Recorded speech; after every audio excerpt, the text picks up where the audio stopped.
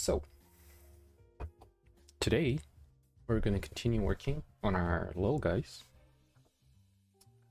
and make them a little smarter, make their positioning a little bit better, and continue working on the bad behavior, because last time we realized that it was a little wonky.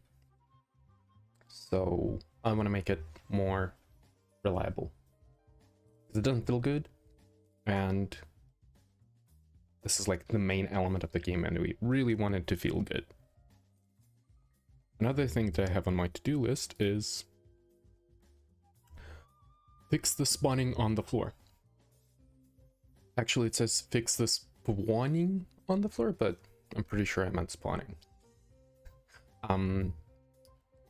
Yes, and the third thing that I wanted to do today is check the destination validity before going there for the enemies. Because if we launch it right now, they're gonna just randomly pick positions and they're gonna check the validity of the point after they get there, rather than checking it beforehand. Oh, let's put this side to side. So like, where even is the third guy? Oh, the third guy's there. So if the player moves over, the player doesn't move over because it's VR and I keep forgetting that, but let's trigger it like this. So they pick the destination, it is wrong, and they don't check if it's okay before going there. So that is not good. But if we check the destination validity before we pick a position, then they're gonna go where they're supposed to instead of just randomly running around. So that will make it feel way better, and it's gonna feel like they're more reasonable with their destination setting. So they're not gonna do like this kind of stuff.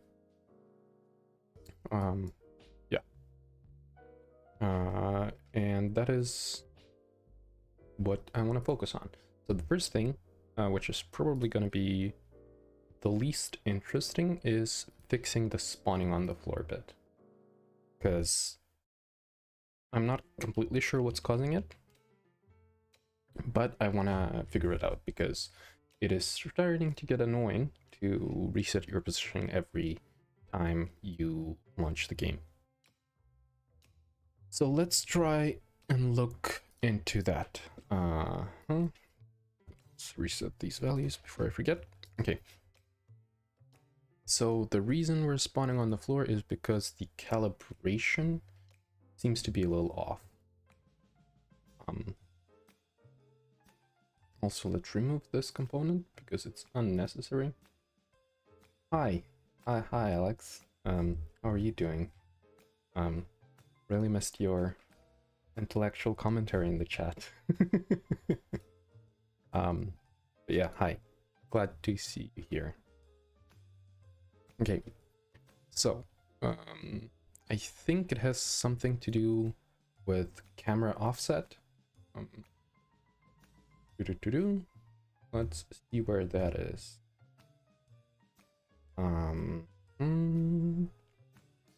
Map threshold. Grounded radius. Nope. Grounded distance. No. Grounded layer mask is default. That's okay. Camera can steer while jumping, can sprint, can crouch. Camera's here. Camera scale, floor offset. That is something that seems relevant. So right now it's 1.4. What is the default value for this? 0. Let's actually go back before this and just reset this component.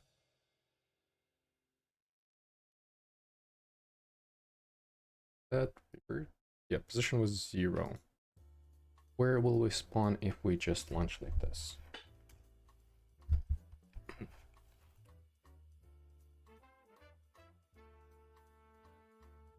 Disconnected again. and see where we appear. Because I'm not 100% sure. Okay. Launch and see. Really hope that we're not going to be on the floor, as usual. But I'm not. It is still on the floor. And if we adjust floor offset, it doesn't seem to change any. The left and right does work. Back and forth works.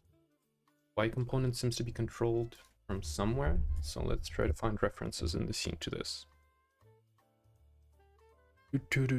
Player controller has a reference to the floor offset. Yep. So I guess we're gonna do a little bit of a deeper dive into the library. So let's edit the script and start looking through it. Okay. Grounded layer mask, grounded distance. Let's try and look here for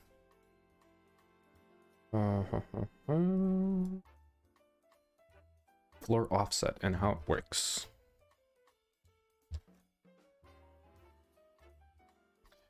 Floor offset is never used. That's interesting. Floor offset is set up. Adjusted camera height. In update, it's supposed to be floor offset dot transform dot local position plus camera local position multiplied by scale. Right here. But it seems like something is not happening in there. It should be HVR camera rig and offset, but for some reason this is highlighted like it's not used anywhere. It's assigned, but its value is never used. Oh, because it's not used in the player controller, but in camera rig. So let's see what is happening in the camera rig here.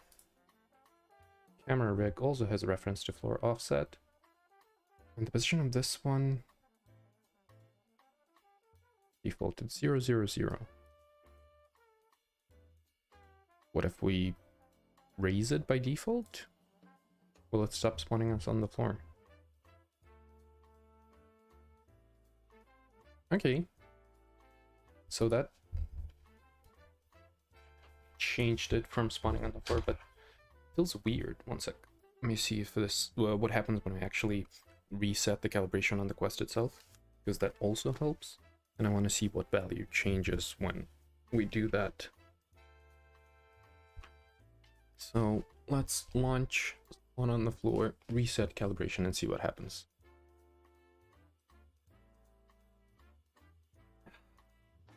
Okay, so we're on the floor, and the position of Y is 0 for this object, for the camera rig. But if I do reset view, it is still not changed, but something changed. So this value did not change. Or offset did not change.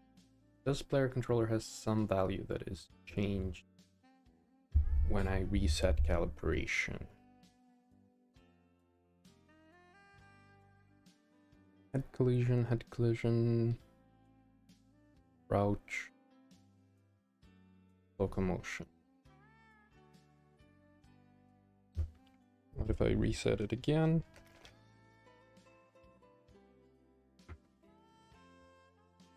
This also didn't change. That's interesting. Do we have any other reference to a protract pose? No. Head collision doesn't seem like a place where it would be. Floor offset doesn't change. Camera rig, not have it. So I want to test something else. Let's save this scene and let's see how it will behave when we launch just the provided example. In examples. Okay. Do we spawn on the floor here as well?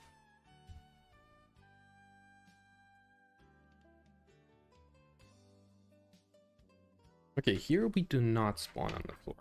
but it also has the wrong hand orientation, but that's because the rig is set up incorrectly for this one. Let's see what the parameters are here, because maybe we're just using a wrong provider. So flare controller, camera rig, floor offset. So here floor offset is set. It's set on start. Yes. Yes, it is. So I'm guessing that something in HVR Global is responsible for this. Or like the provider that we're using is incorrect. Because we can use OpenXR or Oculus One, and that I think also deals with hands. Like if we look in here, framework, prefabs,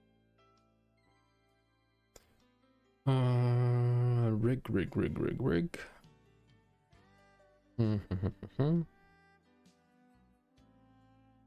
Yeah. So this is Tech Demo XR rig. And then the settings here.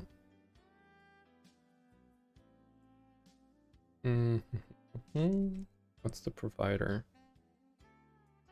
So it's using Steam VR here, but no, it's not because I'm only connected with an Oculus.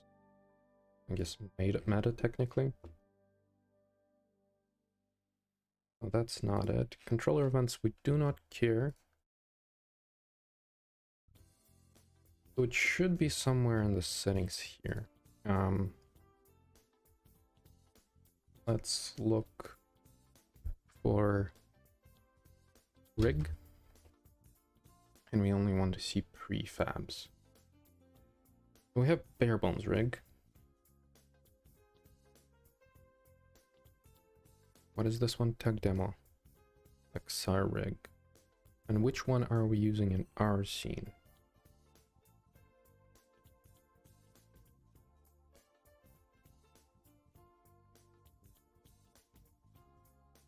Tech Demo XR rig OpenXR. So that's the only difference, whether it's XR rig or OpenXR rig. Let's add. What happened there? Oh, hi again. Yeah, happy Sunday to you too. How did your stream go? Because I literally just started like 10 minutes ago. We're just getting into it and we're fixing an annoying issue where we are spawning on the floor. And I want to adjust that. And the current theory for why that is happening is that I'm using the wrong XR provider. And I'm not 100%. Oh, I'm sorry, Siri, I was not talking to you. And it's not weird that you do not understand. You don't understand anything. You have to feed the dogs, but Yoko didn't want to play at all. I mean, the dogs are definitely more important than anything else. So, yeah.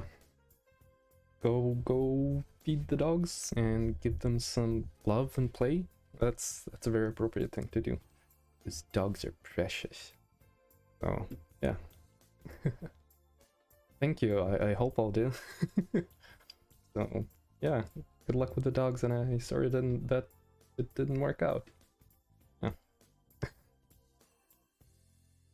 Okay. I want to see the difference between XR rig OpenXR and XR rig without OpenXR. And I'm still not sure what that is.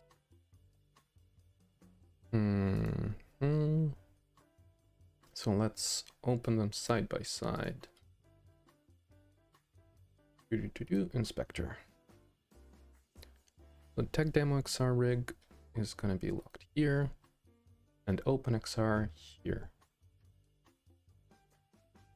We don't have a backpack, yep, because we disabled that thing. Yeah, and for people who got rated in, hi. I'm making a VR action game here, but currently it's just boring fixing of XR providers to understand why we're spawning on the floor. So yeah, not the most exciting moment to join in, but if you stick around, it probably will not get better. Okay. Player controller, let's lock this one to compare those.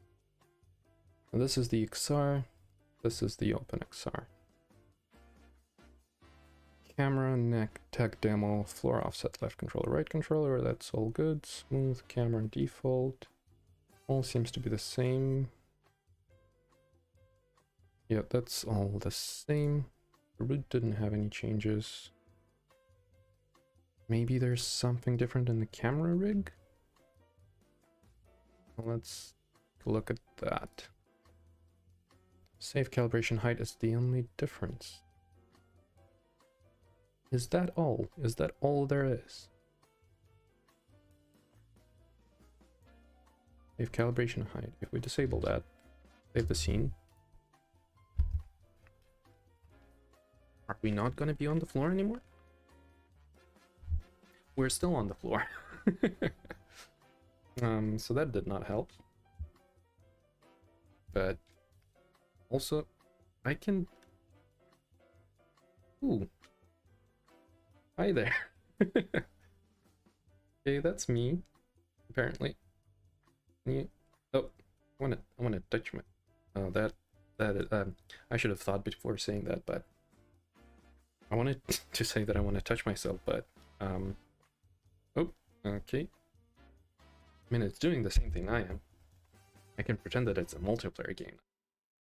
And all of the enemies are attacking the other XR rig that is spawned in. I think this one has a backpack, yeah, compared to one that I'm using. Oh, come on. I wonder if I can, like, grab stuff with that as well. I'm curious.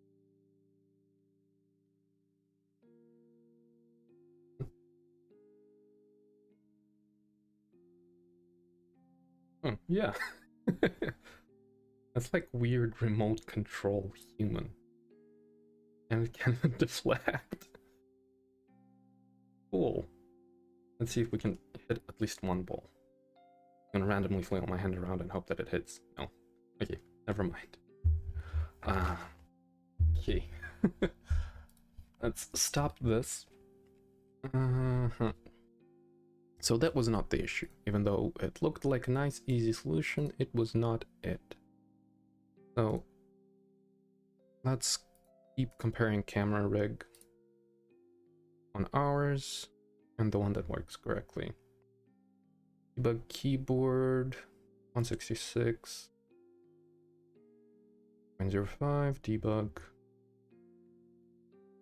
Floor offset. Just a transform. Camera scale doesn't have anything. Is there a difference in the camera itself? Compare those. Our device. Yep, nothing different.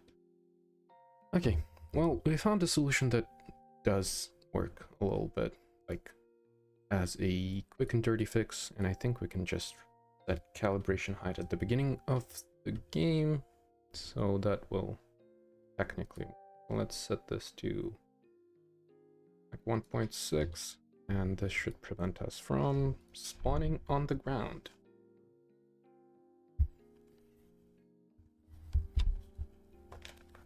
Wait, it just helped before, why didn't it help right now? Quick, does anybody remember what I did when it actually stopped spawning me on the floor? Because I completely forgot. Guess it was not the floor offset, but the camera rig offset? 1.6? Something like this, right? Oh, hi. Monkey. Monkey, hi monkey. That is still on the floor. God damn it. And I was... Oh, I think maybe I need to tick the saving to actually save. Where was it? Player controller. Change something. Change something. Oh, good, good, good. Just fixing boring things for now, but gonna do something more fun in the future, I hope. What about you? Can jump. Was it in camera? No. Damn it. Player controller. Save offset. Where was it?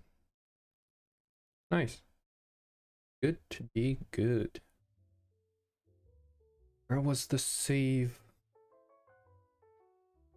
Where was it? Camera rig.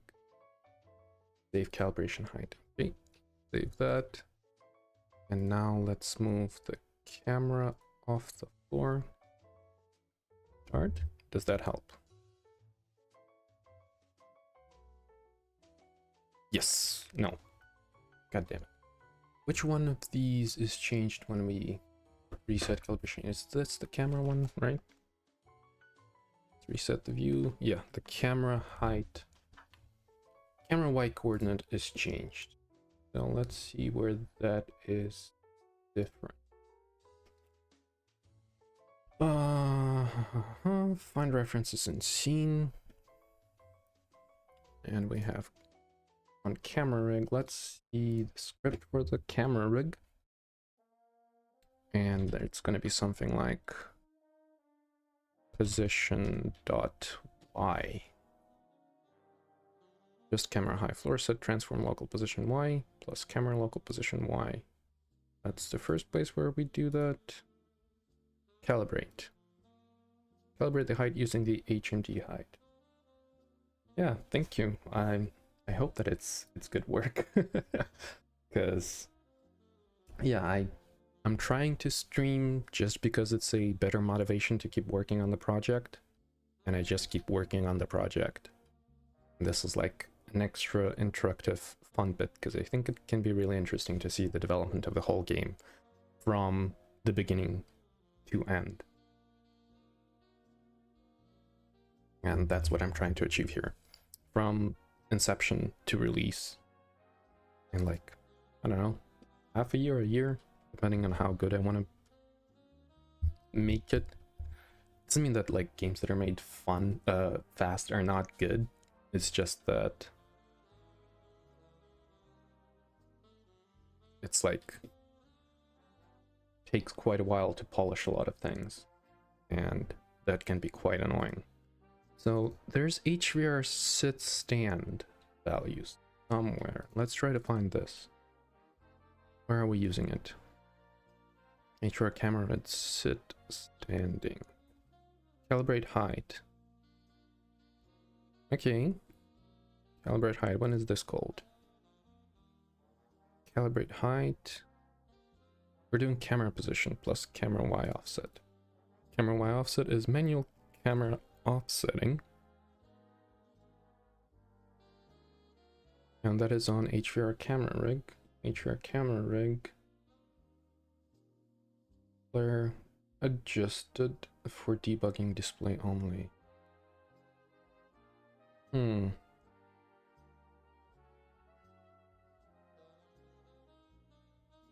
So there's this one.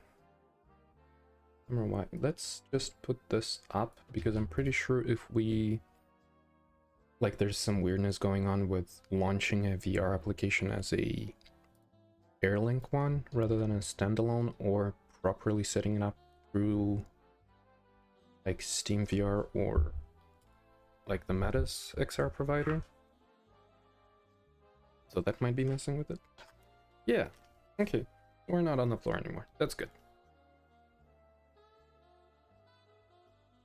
Now it's a little too high for me being seated down, and I also need to adjust their like targeting offsets because I set them on while I was setting it all up sitting down. But that is good to know. Also, they seem to be still freaking out about their positioning a little bit. Those guys there. That one's Blair Witching. He's not Blair Witching anymore. He decided not to look in the corner.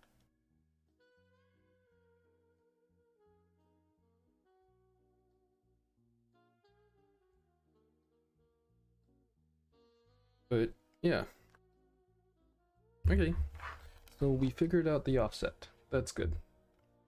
We're not on the ground anymore. Now we just need to remember, lower it a little bit from the floor, and straight away there are some errors in the consoles for the targetable. Target visuals. What's the error? Object reference not set to an instance of an object. Line 17. Oh, because that was on destroy, and that on destroy got fired when we did what?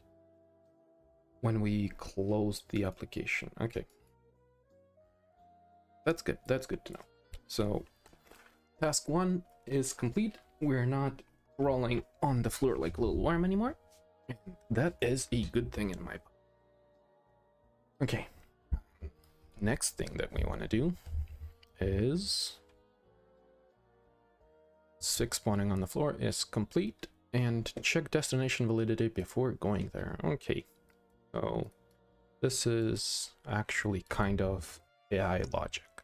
So what I'm referring to is this behavior. Let's turn on the gizmos, because there's just a lot of stuff on the screen. They're on. Yeah.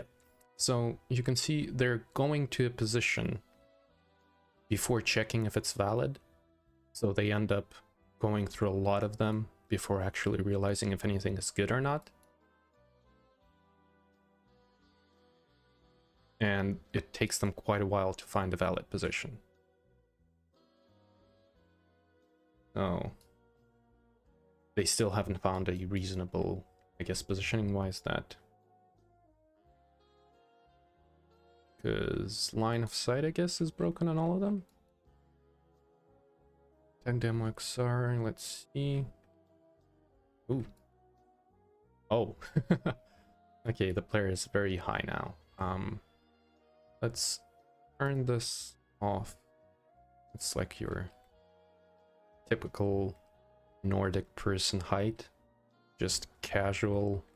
What is that? 1, 2, 3, 4, 4.5 meters off the ground.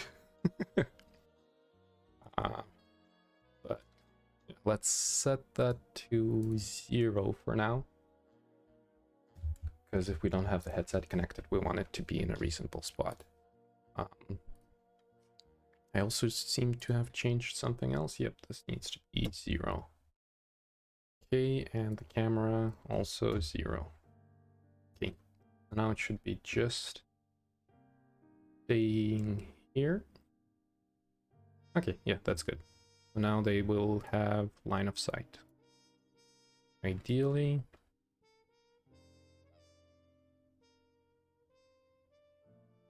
I removed all of the debug messages because they were really spamming in the console and breaking it. Like the performance analysis, really weird because of those. But why are you constantly running around? Let's re-enable the debugging messages so we can understand what's going on. Attack logic. So the grouping doesn't do anything. Distance from player. Let's return our debug messages. So no line of sight and player too close. Okay. So now we can understand why they are not going where they're supposed to.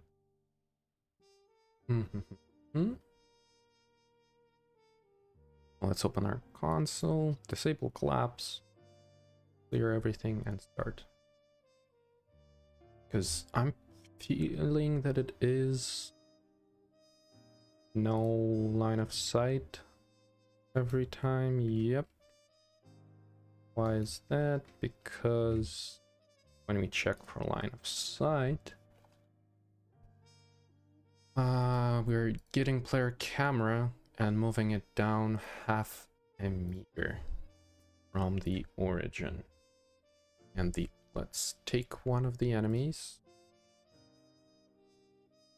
Oop. Space Cowboy. Well, thanks for following and keep track on the development. Hope you enjoyed here. So, attack range is 15, and we're raycasting on attack range, which is 15. Yep. Hi. When you're gonna leave, you have to tell me so I can say "See you, Space Cowboy." And then we're gonna play some Cowboy Bebop music.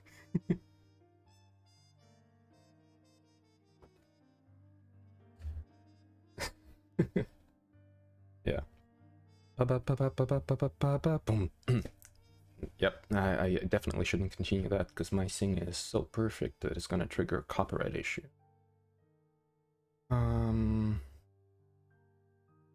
Yeah. Love those. It's like one of the best animes. Anime? I think plural for anime is anime, right? So, grouping distance, we don't care. Animation controller, we do have a reference. Line of sight origin is in the spine, which is correct. Yep. But it's still not hitting anything. Because, I mean, the music, you can barely hear any music. I mean, it shouldn't be there. It's for, like, so there's no completely awkward silences because I don't constantly talk. Yeah. How long have I been doing game dev? Professionally, like making money off it and having an actual job in it for like 4.5 years. As a hobby for like almost 6, I'd say. Yeah, I started it quite a while ago. But yeah, weirdly enough, somehow VR games turned out to be my quote-unquote specialty. And yeah, I've been doing it ever since. Because it's like a completely different approach to everything in there.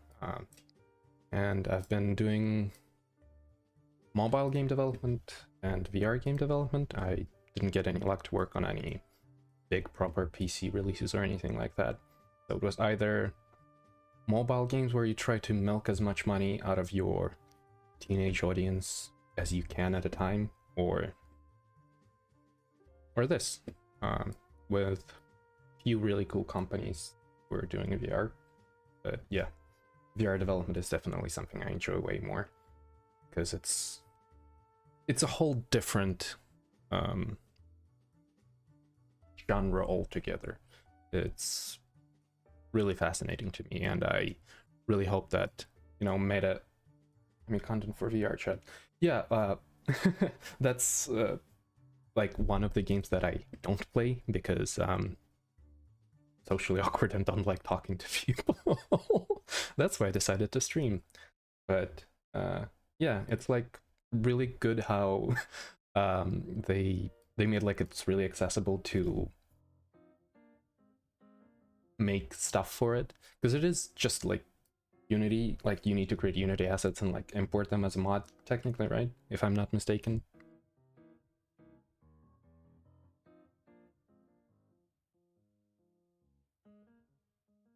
Yeah. Okay, 1 second. I need to figure out why we're not getting hits with our raycast. Yeah, they have an SDK. Yeah, that's what I read before, but I've never tried to do anything with it because, yeah, talking to a lot of people feels weird.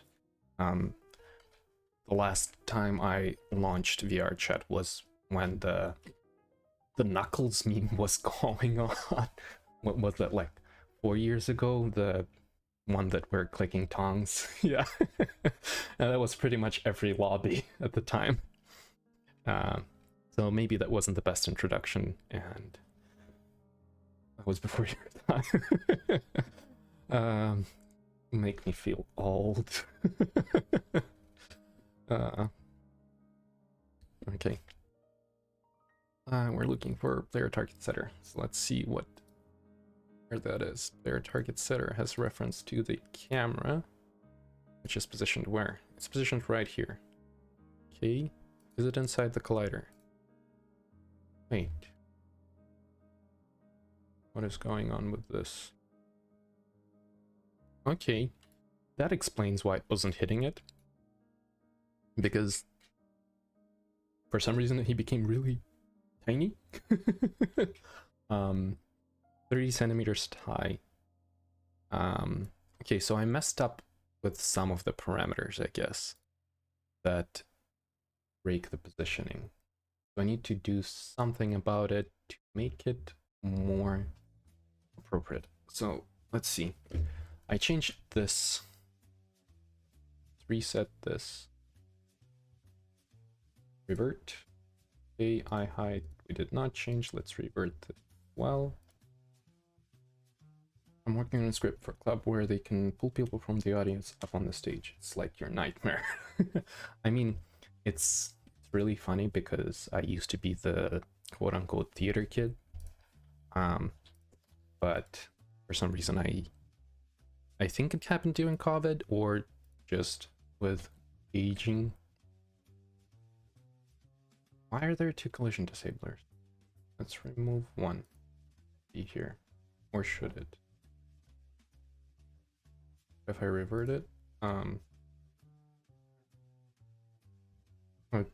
is it like a stand-up kind of thing or what?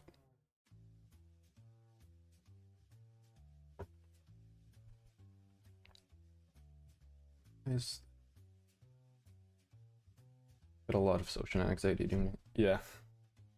Yeah, it's if you spend 2 years, like the last 4 years, 3.5 years of my professional career, I haven't seen a single colleague not through a camera, which feels really weird. But yeah. Modified component, revert. Yeah, it's like I want to go to the office at this point because it feels really weird to only interact with people online. Let's make our player a little fatter. This was changed. Let's just go through every one of them, see what I changed, because version control is apparently not for me. Camera, position here. This was the default. That's interesting.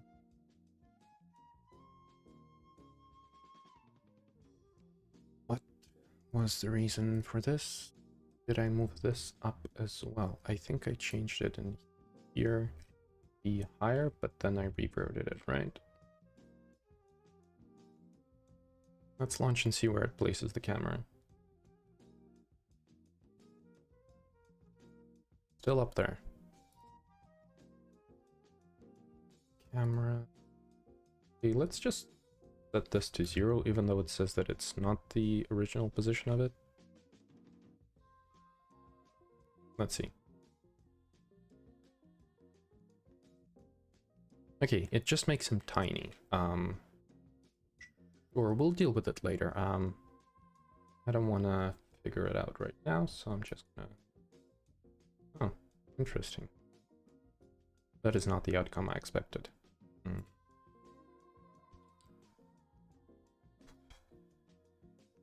Why are you like this?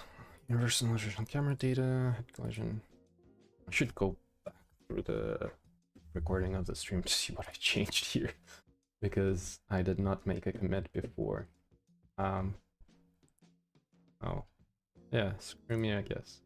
So this one on 0. Let's reset, revert.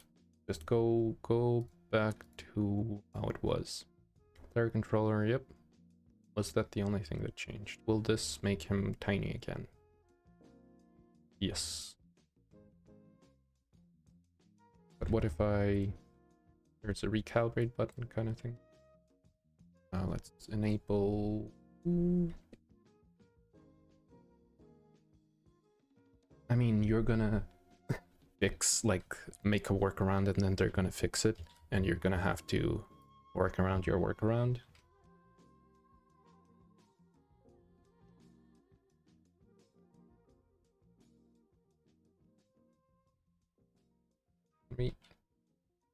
Where's the player input? Was it use WSD? Thank you. Wait. So this did not help. Cool. This can be a game on its own.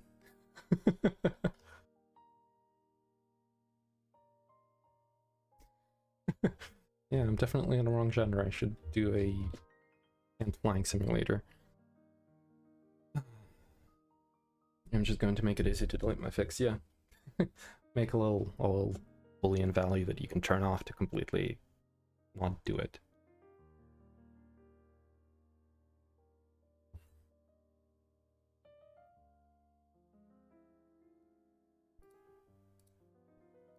Camera. Nothing. What did I change? I'm really confused with this.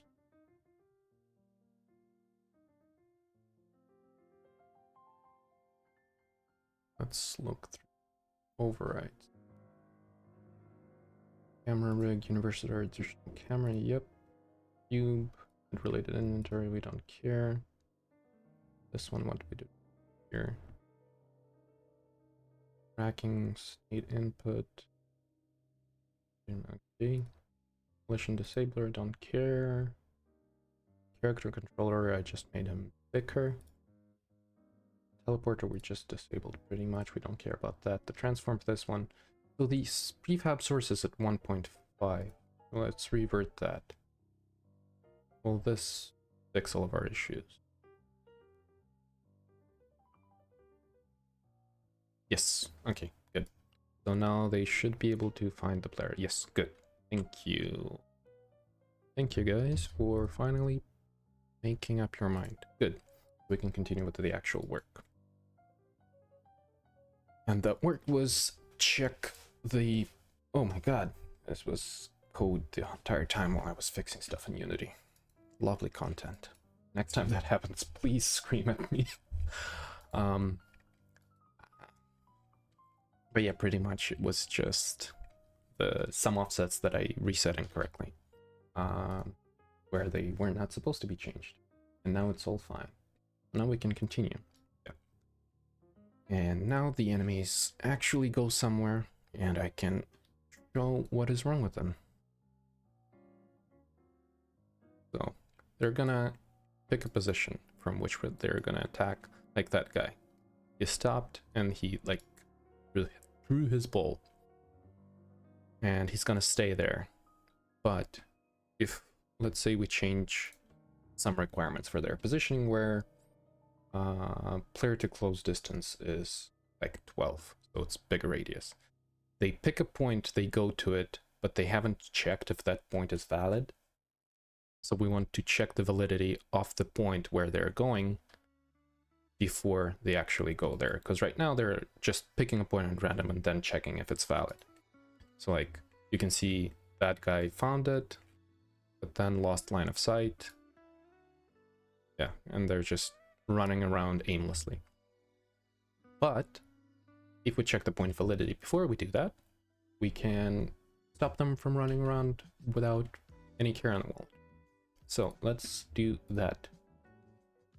For that, let's think what we're gonna need. We're gonna need the height of line of sight origin, and we're gonna need our parameters, and we're gonna need to add another way of calling our checks.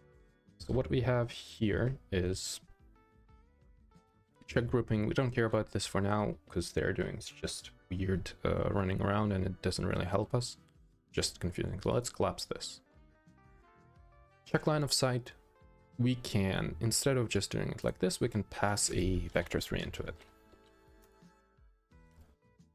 Yep, target position. So we can do this. We can do direction.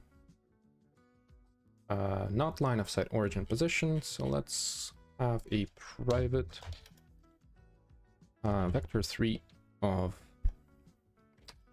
origin position offset. Which we're not going to do like this, but we're going to get on start. We're going to do origin Position offset. That is a very bad name, I just realized that. So let's rename it before I forget.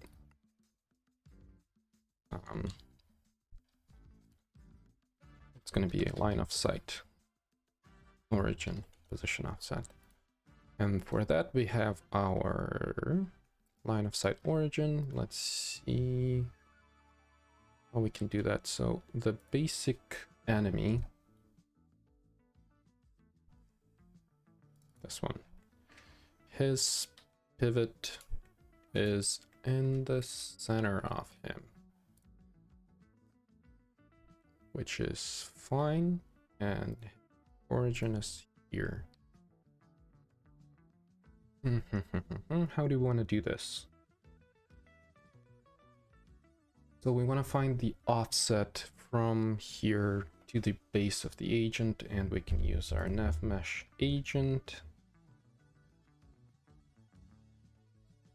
It's a pivot, right? Yeah. So why is your center in such a weird position? I thought the navmesh agent would be where you're supposed to be, like at the very bottom of it. Apparently not. Is the puppet master missing that?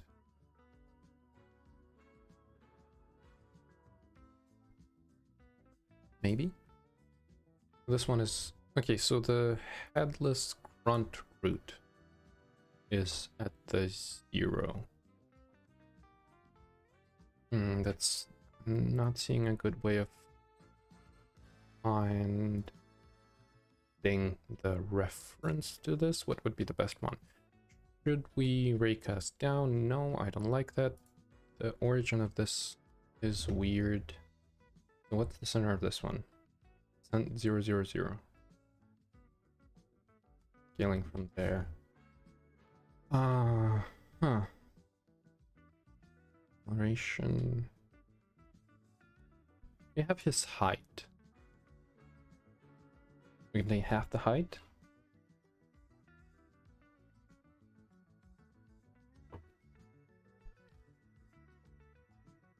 Let's not overthink it, which I'm currently doing. Let's just set the value because we don't really care. This just needs to be a rough check of the point viability. Let's make it 1 meter off the ground and be happy with that. So.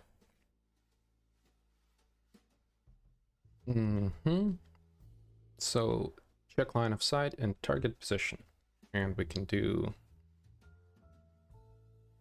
direction to this from not line of sight origin, but target position plus line of sight origin position offset. Good. Get the direction like that, and we're checking the position. So in here, where we're using it in tack logic, we can do transform dot position. Let's add the same logic in here. We're gonna pass a vector3 target position, transform position. We're gonna use this, and here we're gonna pass our transform dot position. This makes quite a bit of sense, at least to me, and that's the only person who's working on it, so that's very convenient. Okay, so now we should refactor it a little bit more, because right now it doesn't make sense to have all of these checks in attacking. So it should be in destination setter. Because here we do pick a point at radius, which isn't valid. Logic, and that shouldn't be here. Let's put this here so they're all together. What would be a good way of doing this? Let's extract this separate class, or should it be in position setter?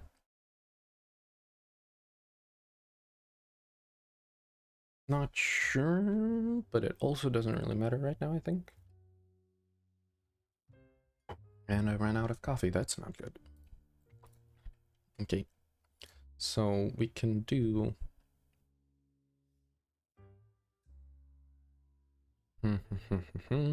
Let's refactor this a little bit as well. Position check. We're gonna pass position to check. Let's put position to check in here. So this is a little nicer. And after this, we can yoink all of this, I guess, and put it in here. Ooh, no, me don't like it. Also because I have to do too much work to fix it right now, so I'm just not gonna do it. That's a good viability of a refactoring need if I do or do not want to do it right now, and I do not. I'm gonna pass transform that position in here and pretend that okay. Also, we're calling this function twice, so let's get its result here. I can see it. Not can attack is attacking condition met. Yep. Replace this and save ourselves one call. And if we extract this in here, the garbage collector is also going to be happy with us. We're going to make a private bool of his attacking conditions.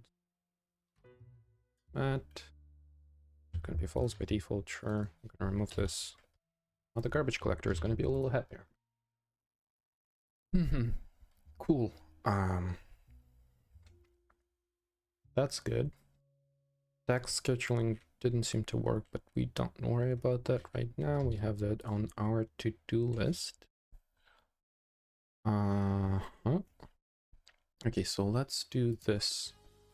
Let's make this function public. Because I think we already have the reference to attack logic in here. No, we do not. Well, let's create more cross-reference.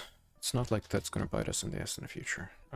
Basic enemy attack logic. Let's get that. And in here, when we're gonna pick a new position, we do pick a point at radius with a target radius. Get point on circle segment. We're not gonna do anything smart right now. We're just gonna check point validity here, and if it is not good, we're just gonna pick another random one. Don't care about optimization at this point. There's not much happening, so it should be all good. So let's say something like this, just so they do run around randomly a little bit. We're going to do private and points to check.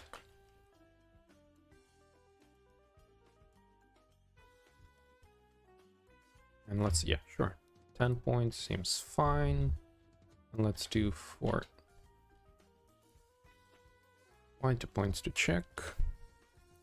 We're gonna do all of this. And after that, we're gonna check the validity. So here we can do attack logic dot what's the name of the function? Attacking condition met. Yep, like this. Good, good, good. So if the attacking conditions are met, we're going to return this point.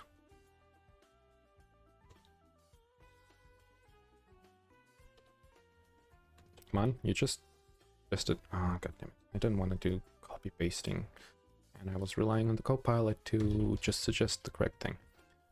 But if it's not correct, let's do it like this so we don't do new vector this many times. It's going to be vector 3 last point, vector 3 0. Set this here. Yep, last point we do this like this. So we don't create this many vector 3s. We return last point here, and we return last point here.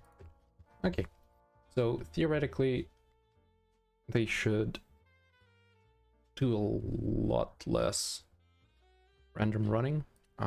So let's add debug.log.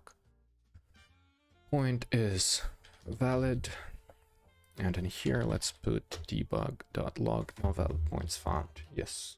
And later we're going to make that so it picks an appropriate point rather than randomly selecting ones. Okay. Good, and let's see, actually before we do that, let's reduce the amount of output that we have here. So we're going to add a very simple bit of logic here, which is going to be public bool enable debug log, which is going to be false by default, and then here we're just going to do if.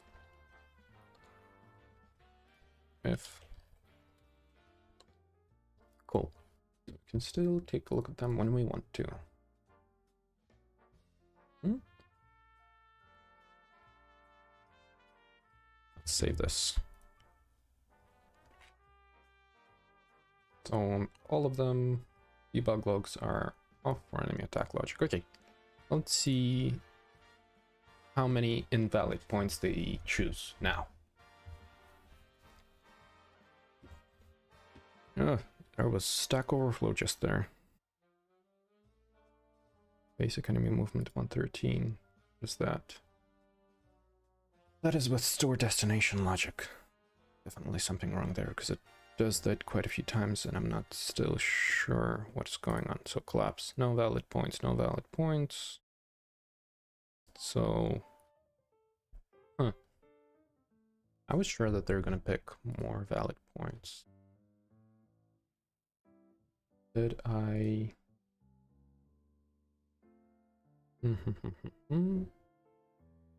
Start close distance. Oh, did I not set the offset here? No, I did set it in the code. Why you consider this not a valid point? Let's turn 2 of you off. So, okay, and let's enable debug on you. Let's clear and enable debug. No line of sight. So something is wrong with that line of sight check again. Is the camera broken again here? No.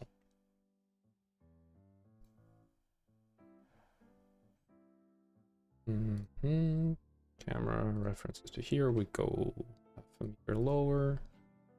Oh, because why did the layer on you change? No, you didn't. Still player. Why is your line of sight broken? Let's put a breakpoint and see what's going on there. No line of sight.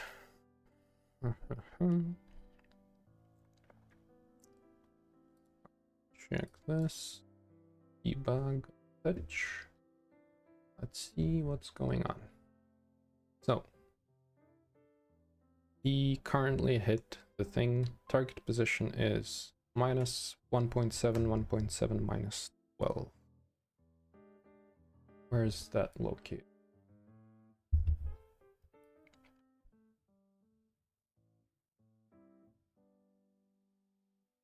I guess let's look at the code together rather than at the static Unity screen. There's nothing interesting going on there. So,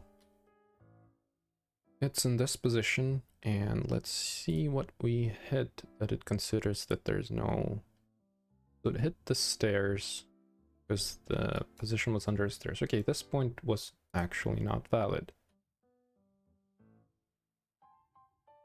Keeps hitting stairs, cylinder, stairs, cube. What is wrong with you? Like, why do you keep... What's the...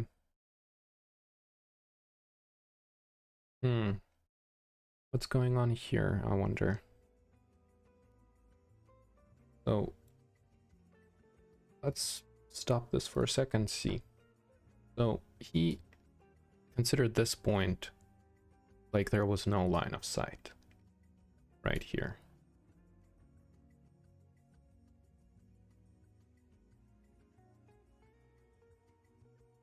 But there definitely was. Did it hit itself? I don't think it has itself in the collision layer. It's only player and wall. Wonder why. Not sure, not sure.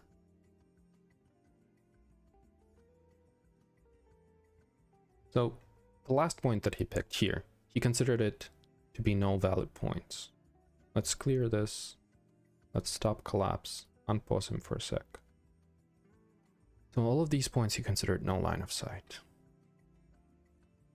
Why is that?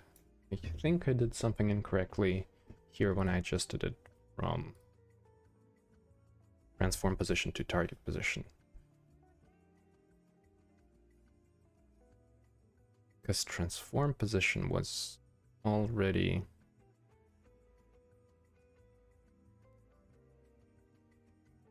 Oh! Duh. I'm still checking line of sight origin position instead of target position here. Good. Well, a dumb error is better than a very complex one. So, let's see what happens now. Now it should be better.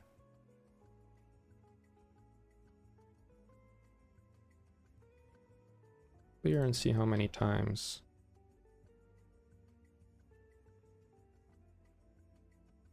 Nine.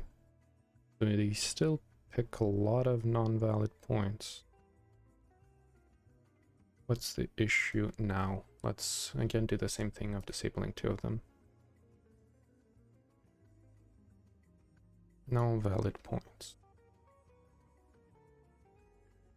Let's also disable the spheres that are not his. Nope, I guess that was his. Wait, that's unfortunate. Was it yours that I didn't turn off? Yes, okay, so you were gonna be our test subject instead of that one. Congratulations, cool. So why did you consider this one to be non-valid? Is it still line of sight issue? Oh, that's interesting. Target radius, oh, because that one was weird with doubling it up. That's why it's 22 and not 11. Clear to close 7 and attack range is 15.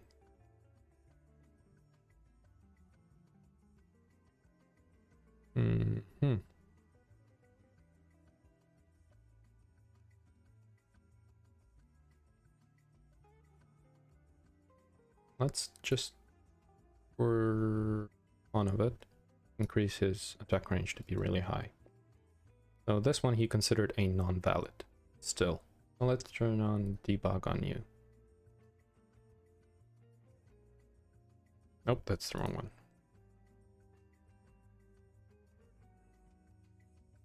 Still no line of sight on all of you. So is it the attack range thing? Let's clear that. No valid. No line of sight still. I understand there, but this one. Why did you consider this one to be no line of sight? Let's add a little bit more debug information. So we're gonna put no line of sight, and we can do... No, there's really no way of doing it without breakpoints, so let me have some fun on my own here, I guess.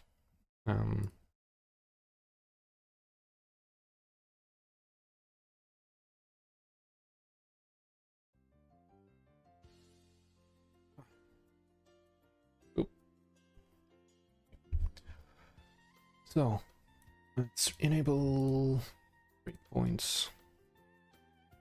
See what's going on. Direction. Player camera position seems to be correct. Vector up, rect. Oh, I know what we should do. I should have done that from the very beginning. Let's do it more visual because that's easier to understand. So we're going to just do debug. Yep, exactly this. Good. So this time we're going to turn this off from the very beginning.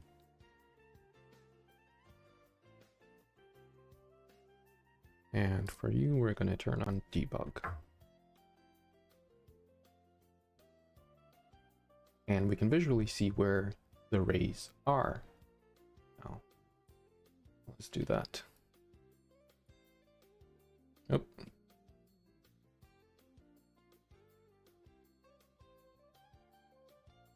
Are they still going from him?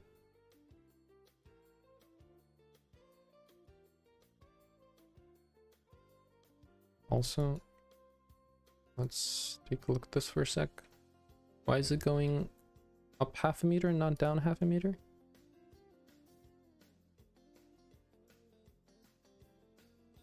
Oh, so it does do the point checking, but why is it going up and not down?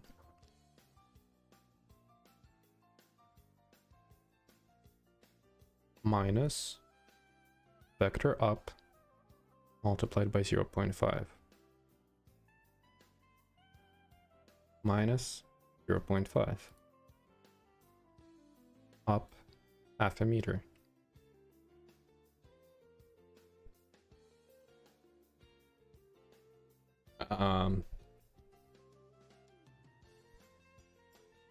Cube, camera, camera.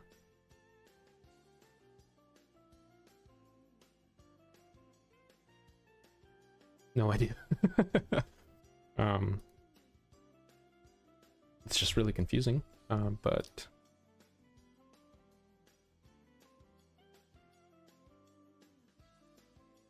sure. Can this be remedied? I mean, it shouldn't, but who knows?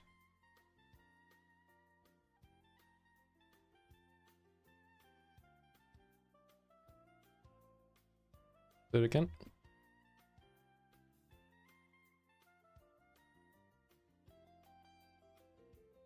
Still aiming way too high. No idea why. What if we wiggle it around a little bit? Yep, it's still continuously going in the wrong spot.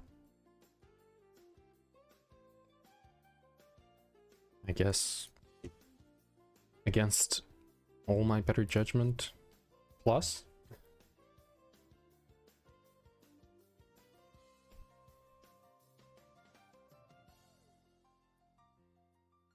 Let's launch it again. Now it's even higher.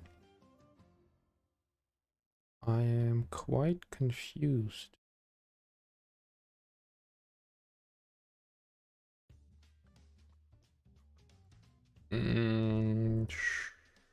Sure, let's make it 1.5. My messing around with this, I guess, broke something in it. Because it's very broken. Oh, down half a meter? Well, not half a meter, meter and a half instead of half a meter. Okay, now you're pointing at the center of the player. And now, yeah, your positioning is absolutely correct. Cool. I don't know what was wrong there, but sure. Let's turn these back on. Let's disable debug on this one. And let's see how many times they find valid and how many times they find an invalid point. Let's clear collapse.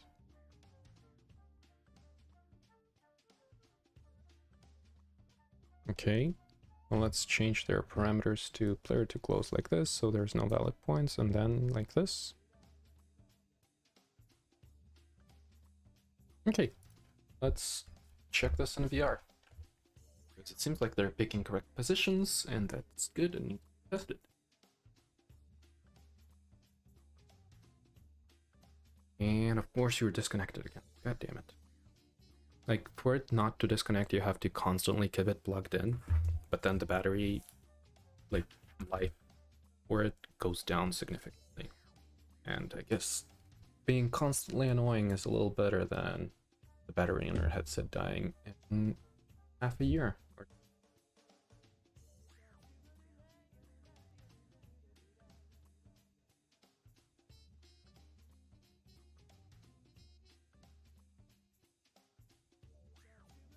Hmm. Okay, what if I come will be like right away find valid point? Okay, a little bit better. Okay, the only problem is that they're like the positions that they find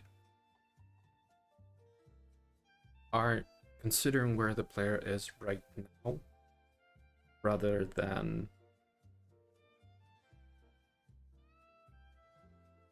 where I'm going. And I'm not sure if I should change. Come on.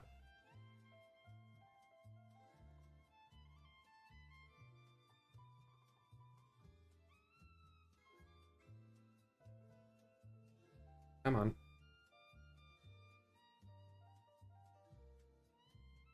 One of them on. If we try to hide from them, ideally they should pick positions up there. Yep. Okay. There they go. Good. They find places that are actually good.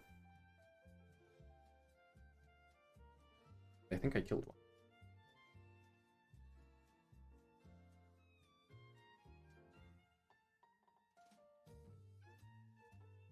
That one is not dead yet. Come on. Yeah. Dead, and the last one. Hide from here. Up. There. Good spot for you. Close, I guess. Now I'm like coming towards you. Away. Running away. Oh, that one was not good.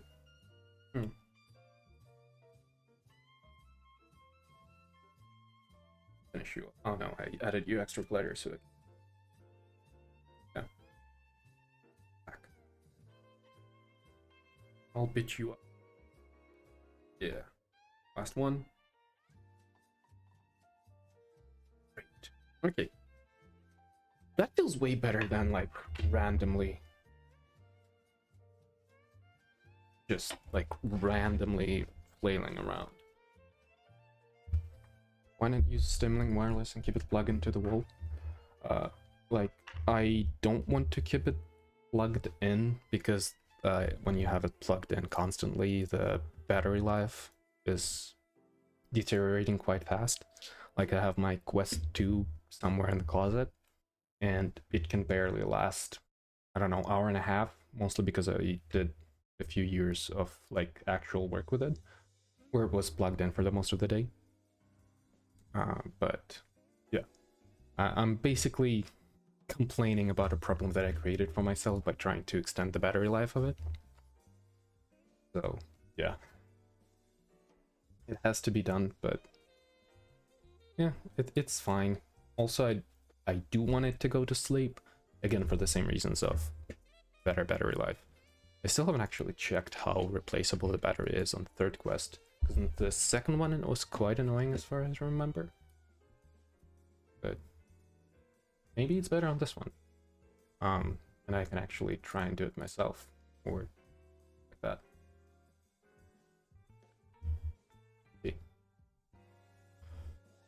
Okay.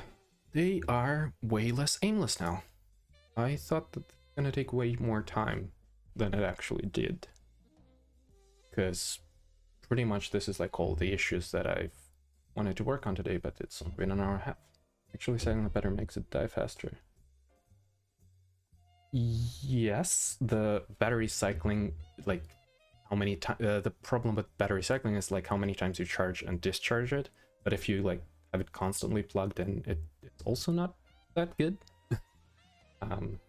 Because for example, I had like a very old Android phone for a smart home project that I did like years ago, and just by being constantly plugged in for what, half a year, it battery completely died.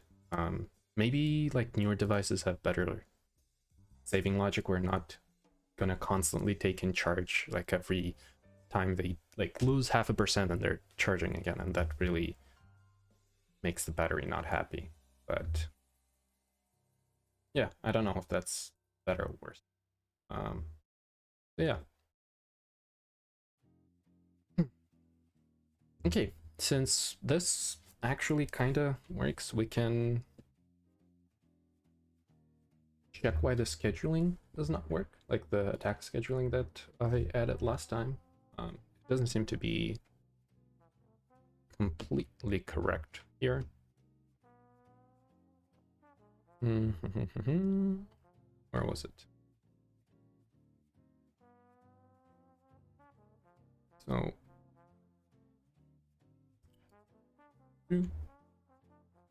attack logic, set up for attack schedule function.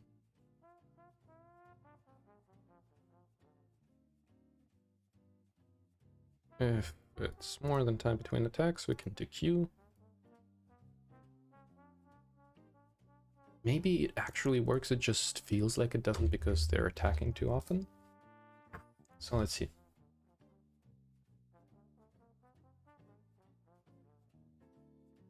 If we just launch it like this.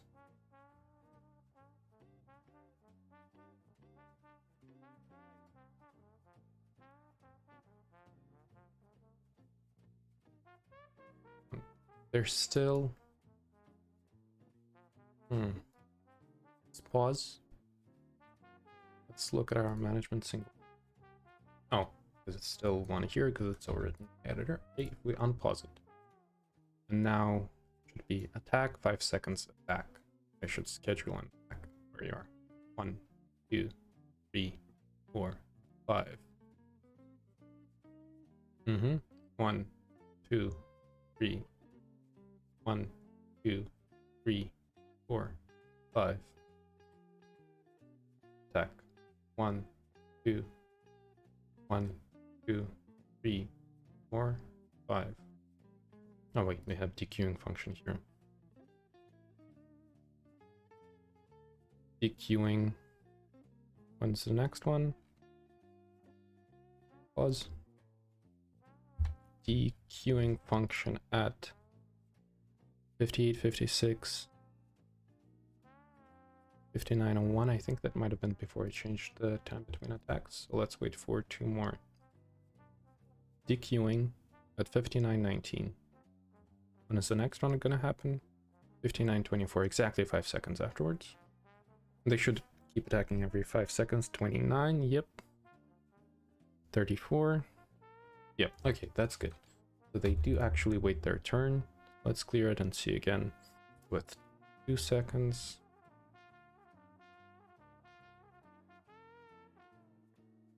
Okay, why did 2 of you just attack at the same time?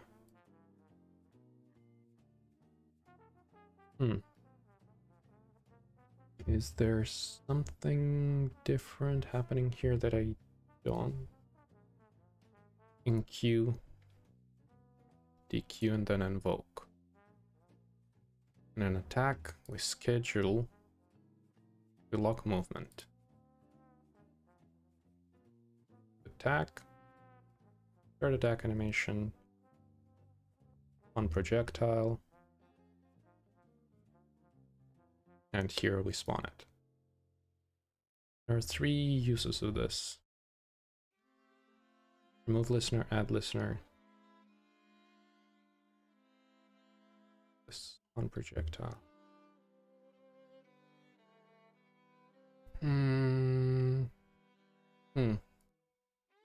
Let's remove this bit. Because maybe the event is... No, that would have been the same enemy attacking twice. So we do schedule function or attack. We enqueue it. If there's something in the queue, we dequeue and put it here. This is a singleton. Okay.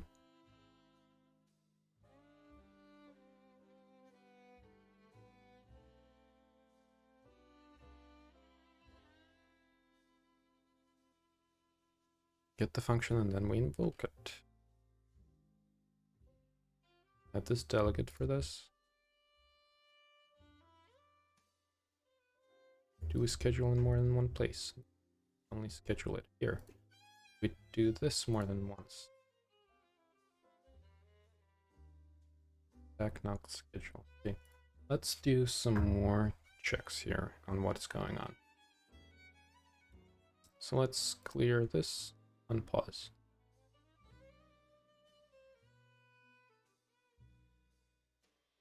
None of you are attacking.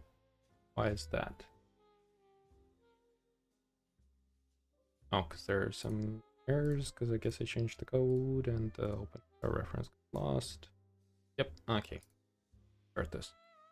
Let's set this to 2 and give it another look.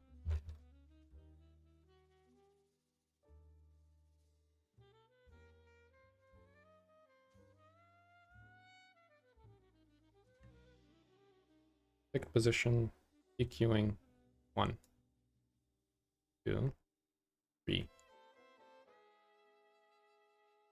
4.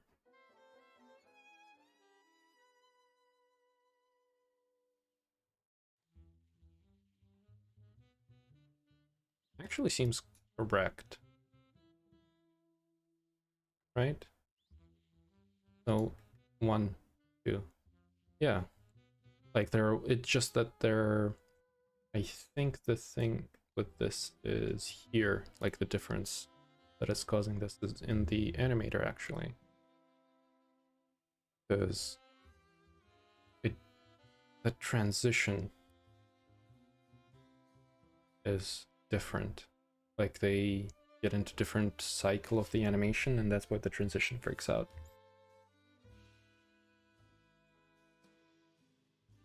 Like 1, 2, 1, 2, 1, 2, 1, 2. Yeah.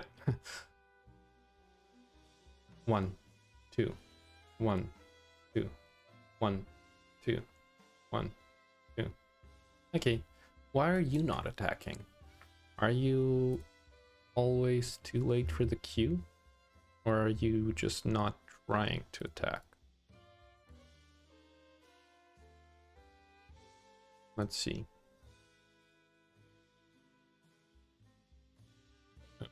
That's interesting.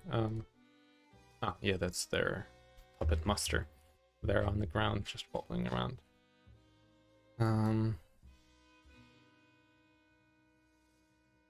So why are you not attacking? You can attack. Let's clear this. What if I like turn the other 2 off?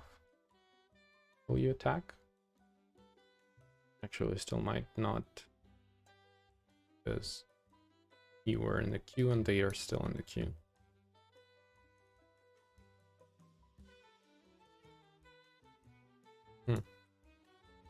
That's interesting. So if we clear this scheduling function, like you're scheduling it straight after your attack. And now you're also not attacking. Cool. Oh, okay. I think I need like a 5-minute breather, so I'm gonna do this. And I'm also gonna do... Where's it?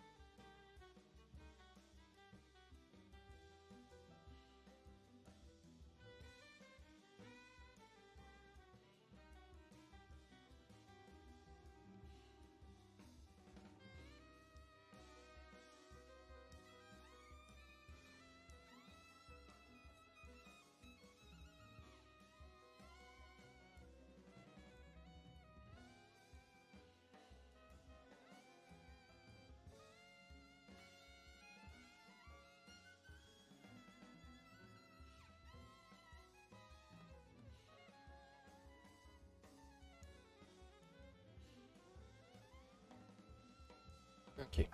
Did you know that water from a fancy glass tastes better? Oh. Water in a fancy glass. What can be better? Okay.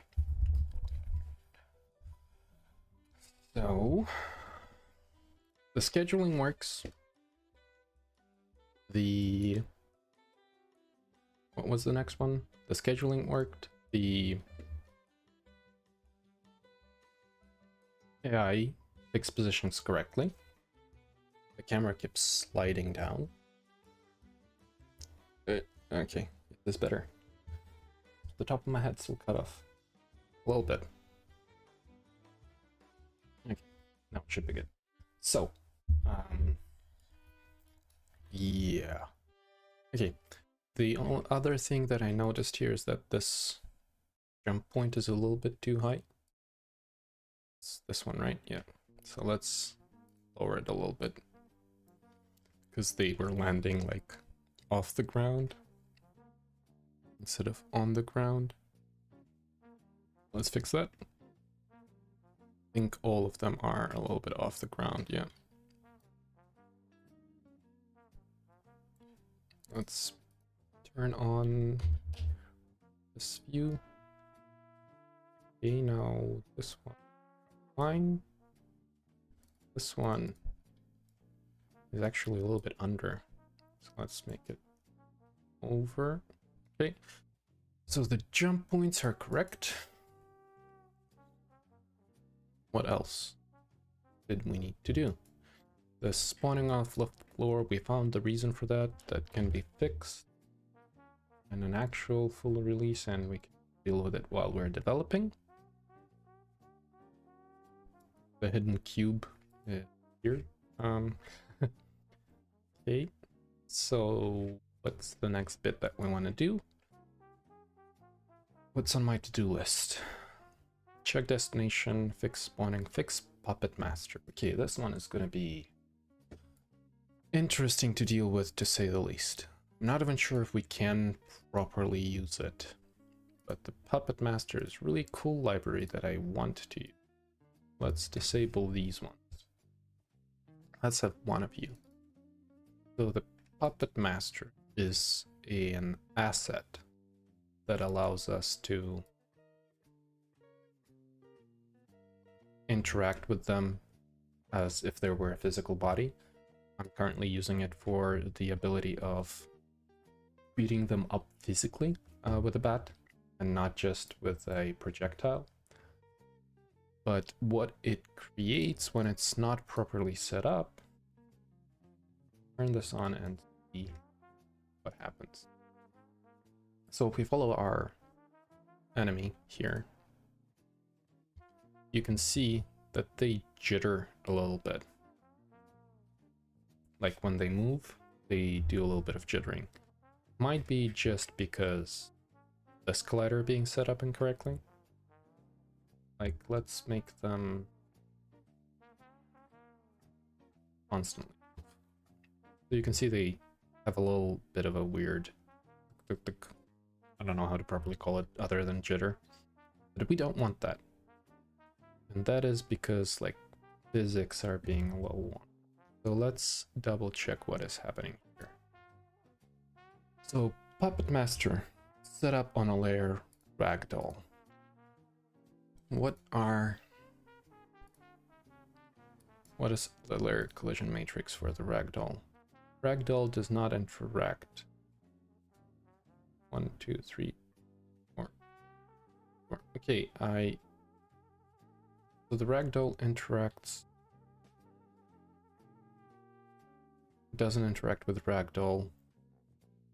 We don't want it to interact with dynamic pose. No UI, no water, no ignore raycast, no transparent, no default there. So if we change those settings and unpause it, are you gonna be less jittery? No. So let's go into Puppet Master settings. Active blend time is 0.1. Can that be the cause? No. So he is a little wonky still. Let's bring it back to 0.1. Can it be because of the feet? Let's just turn off the collisions. Because you can see it's doing weird thing here. What if we turn these off? I haven't worked with this library in a while, so I don't fully remember what happens there. No, the only thing that it gave them is like you have jazz hands. This is like jazz feet. Yeah, now they have jazz feet that are just flopping around.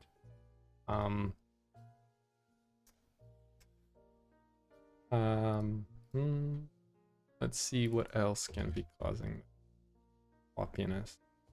So he's a little bit ahead. No, he's a little bit behind of the target pose. Why is that? So he's alive and active. And we want to keep it that way so he has a feedback when we hit them. Target root is headless front. That is correct. This is a proper setting. We don't care about this. Muscle spring. What if we increase in power? Does he still look?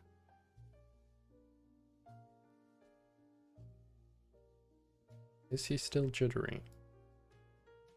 With increased power. He actually looks fine with increased pin power. If we bring it back down. Now there's still a little bit of a jitter going on, right? Not hallucinating. Oh.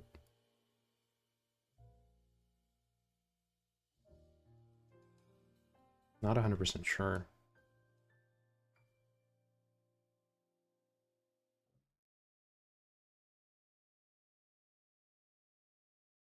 Let's turn his ankles back on. Just feels weird if he just runs around with broken legs. There's definitely a little bit of a teleportation happening.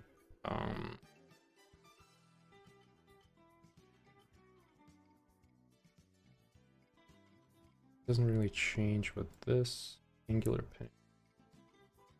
No. If we do this, the hands are gonna break.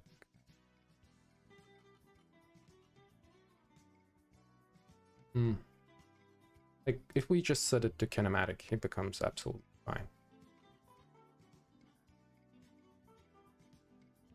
I mean, we can make it kinematic and just add force when we hit it.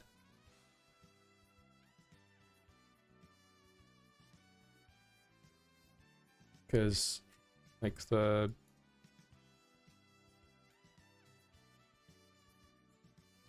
that be better? I mean, it will eliminate a lot of things, so if we kill him, we need to turn the nav mesh agent off as well. Where's the buddy? Oh, okay.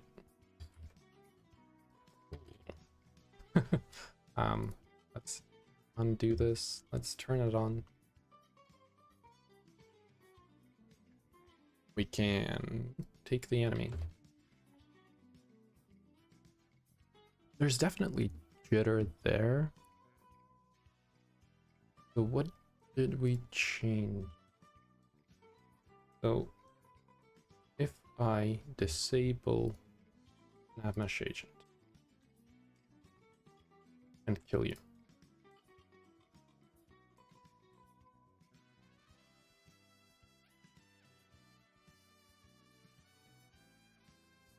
live eaters, we let's adjust the collision on the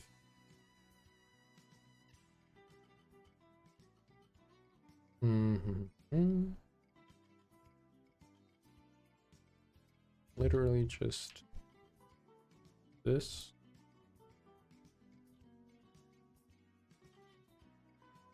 Do this.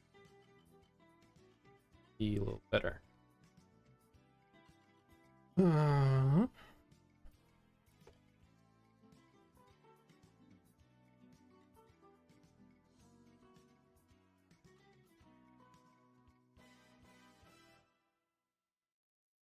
So,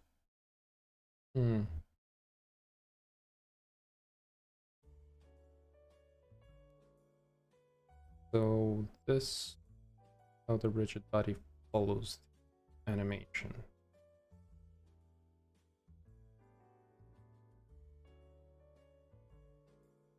One.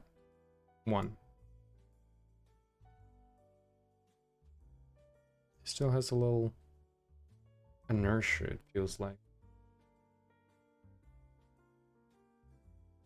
So like this, yeah, there's a little bit of a... Like after he throws, you can see that his arm kind of follows through.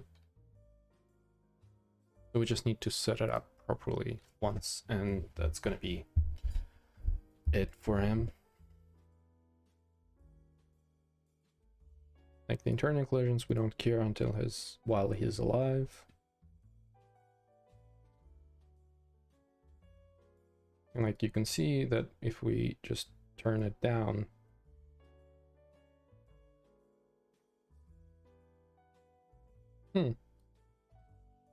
so, oh, I think I might have thought about it in the wrong way around. Yeah, so this will make him more jiggly. And I thought that this was... Can we reset him? Ooh, okay, yeah, that explains a lot.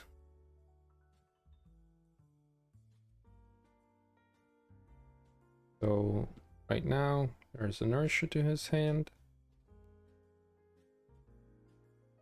But if we set this...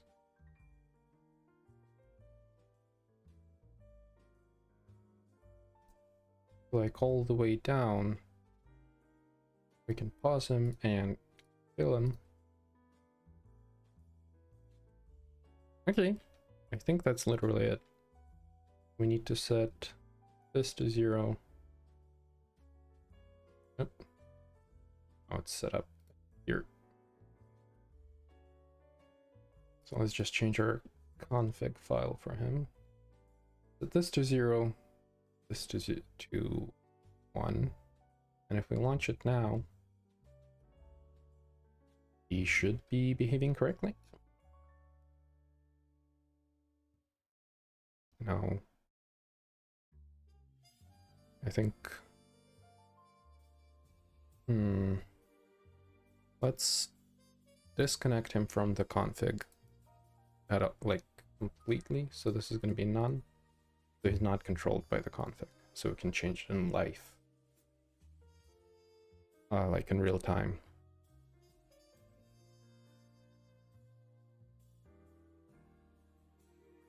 Okay.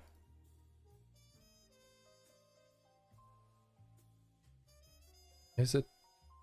No, not this one. This, let's just look at the documentation. I'll do anything not to look at the documentation, I guess.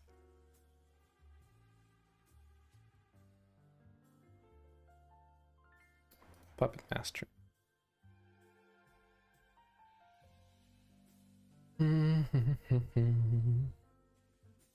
Let's turn the Opera on.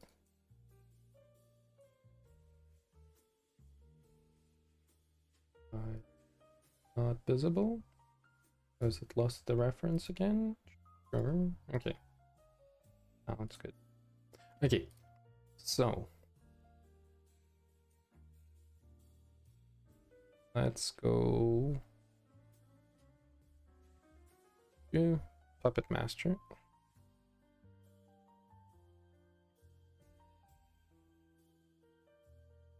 No, where's your documentation? I remember there was a documentation file for you.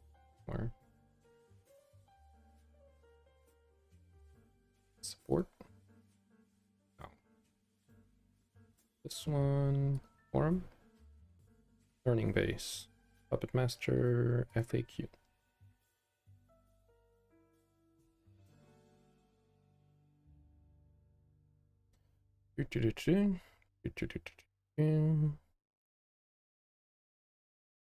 When I need to have physical information disabled. Learning resources. Actually, let's take a look who uses it. Boneworks, yeah, Boneworks, it does use Puppet Master. I knew it. Because it behaves exactly how it does, and Boneworks. But yes, let's look at the learning resources. User manual. There it is. Good. Do-do-do.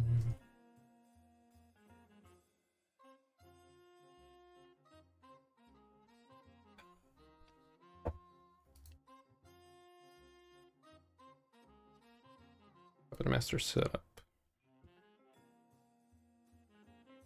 Okay. Component. Okay. That's what we want to look at. Let's position this here. Okay. Master weights, mapping weight, the weight of mapping the animated character to the ragdoll pose. So mapping weight. If we set it to 0, let's make it so we can see both things at the same time, I guess. You will go, nope. Unity window. Go here and Opera here. Okay. And for me, I can move it in real life, apparently. So, good. Mapping weight.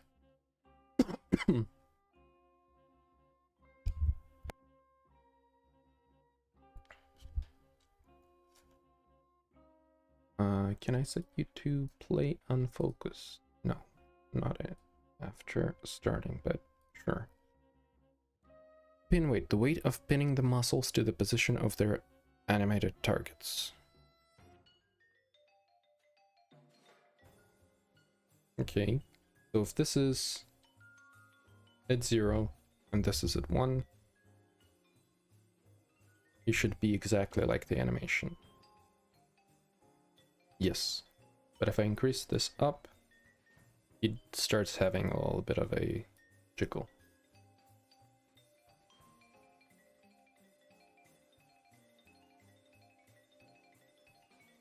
Okay. So this way he is halfway between them.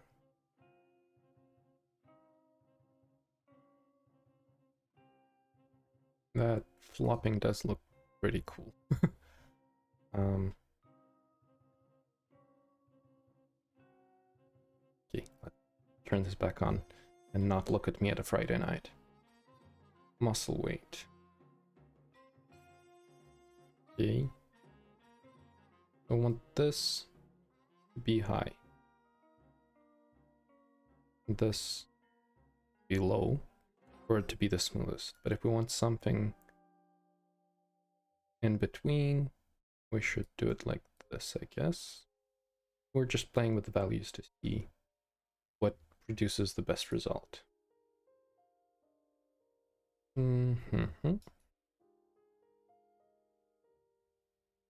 Minimize the jiggle, maximize the interactivity. So if this is, let's lower this a little bit and up this.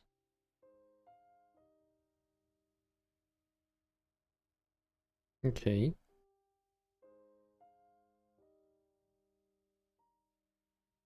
So let's pause this for a second. Let's close the Opera window. Let's bring the Unity back in the middle because I want to try something out. Let's save this. Oh, god damn it.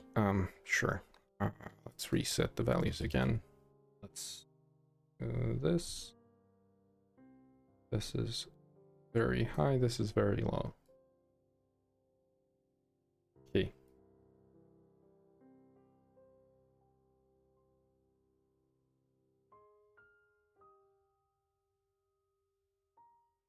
Pin power, adjust the slope and pin range curve, reduce the spinning force for further weight the target has bigger value, loses the pinning, resulting in a sloppier behavior. So let's set this to 0. So he is now pretty non-jiggly. Let's see his movement.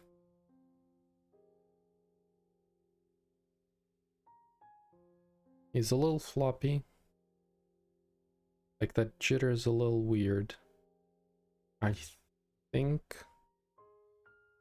must be because target root is for the animator, right? Not for the like put these values somewhere here from the get-go. So if we set this as a target root, that's not what it wants, right? Because it wants the animator from there.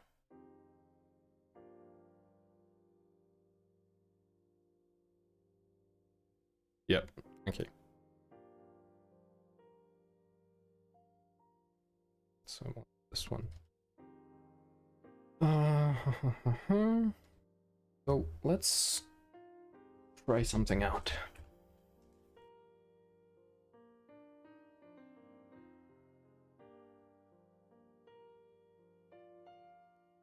Okay, and reconnect. One. Okay, good. So, how many people here have seen Clockwork Orange or read the Clockwork Orange? Because we're gonna try to recreate that. Let's start.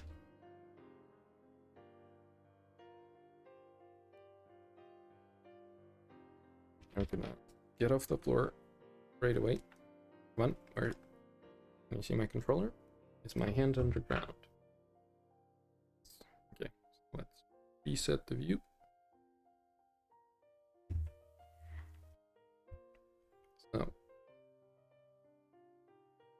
are you doing there? Okay. We are gonna stop him from running away. Oh. He is not going anywhere. This feared me morbid, but let's. Oh, the bad damage is too high. He's gonna die way too fast. Bat. Base damage 0. And velocity super high. Okay. Where's it? So we can kinda move him around a little bit. So if we hit his hand, there's like a little bit of a feedback there. It has a little bit of give, but just a little bit. So if we actually, let's not do this because each one of these has a rigid body. So if we add a tiny script to the bat damage controller. So let's open this. And here we have the collider that we had.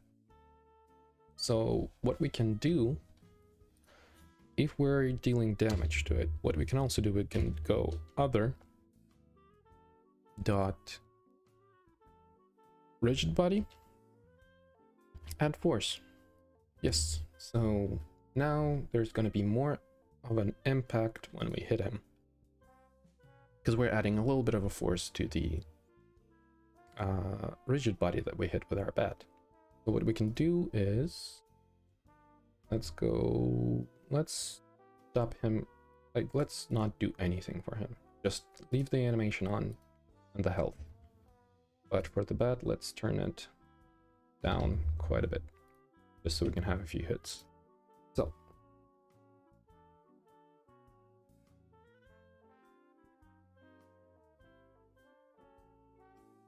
okay, off the floor.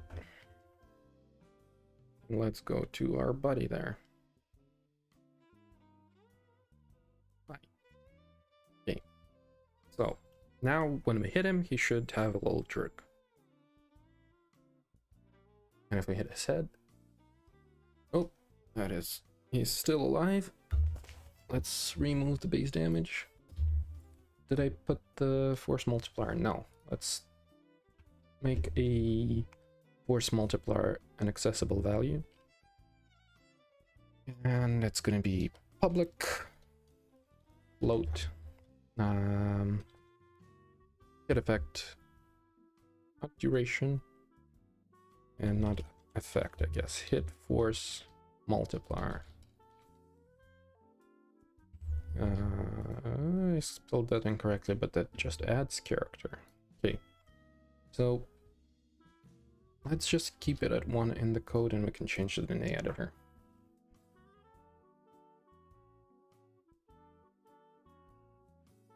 Okay, so if we make it quite high, so it was 0.1, now it's 3. What is like 30 times bigger? Oh, let's see.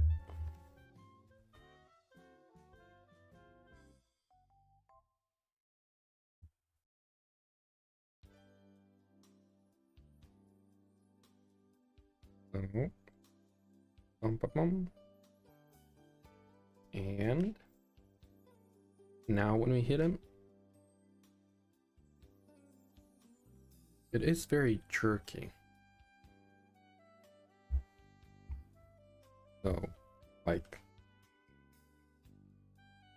because I guess it doesn't feel. Ow! Fuck! Ooh! Ow! God damn it!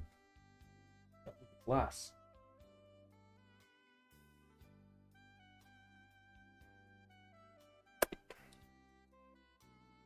Teaches me for leaving glassware all over my desk. Oh, fuck.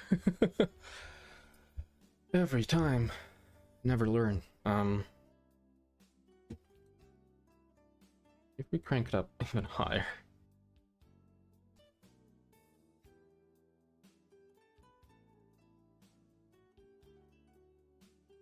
Still feels a little weird. Also, the hand collides with the outer shell.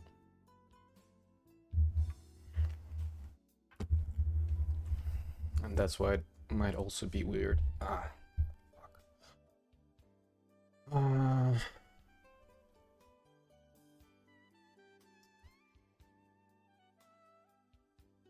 What was I doing? Yes. I wanted to take the capsule collider and exclude layer of hand. It doesn't interact with the hand.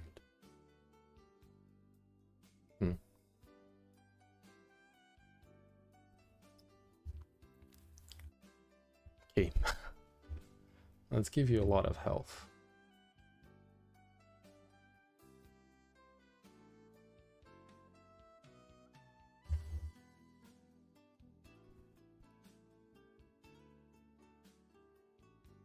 And on the bat, increase the force multiplier and double check one thing. So hit force multiplier, mode impulse. Let's play with them, because I mean impulse, sure. Not velocity change.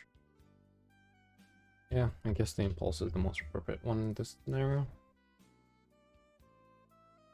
Okay, hit force multiplier is at 10. Base damage, yep, very low. I mean, we can set it back to 1 because we gave him a shitload of health. Let's give it another try.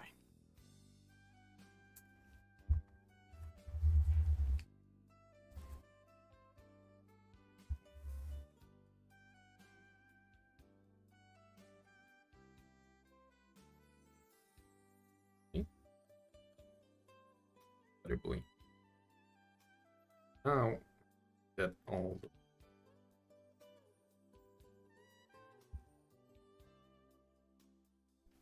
When I beat him, it does... Ow, what was that now? Keep hitting things. Damn. Let's get the mic out of the way, because I think that last hit was on the mic. So that impulse is way too high. So let's lower it.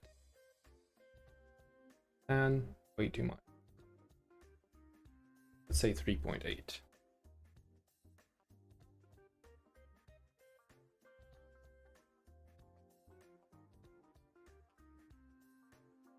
Okay. I think what we need to do is change his spinning power when we hit him. So if we make it that the mapping, wait, I forgot which one's which again. Mapping, the weight of mapping animated character to the ragdoll. So if we make this like this, turn this down, and then hit it, he's gonna, yeah, gonna be way more rigid and bouncy.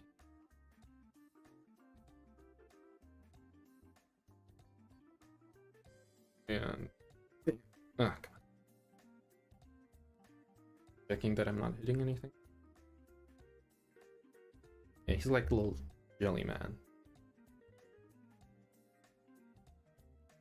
So what I think we want to do is we want to make this even lower. Take a look at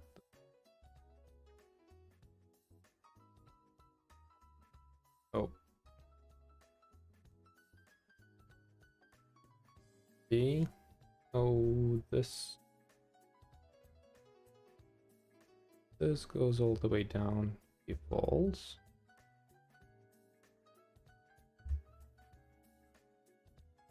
mapping on 1 when we hit him, and pin really low.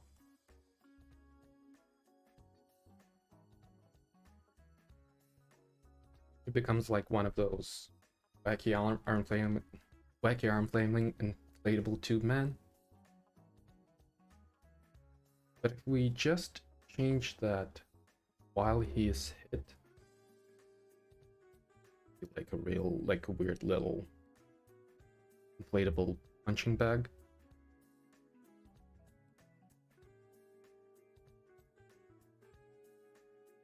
Would be a good set of parameters for him to feel good while we are hitting him. So let's just play with oh yeah, okay.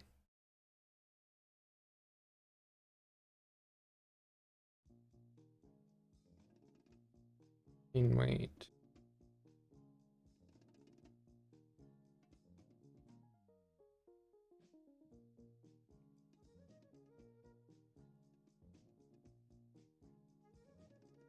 Let's try it like this. Okay, that feels a little better.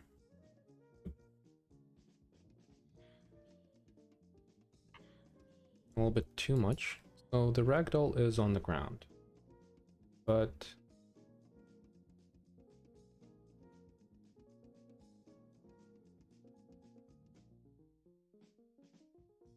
let's values until we get a satisfying hit.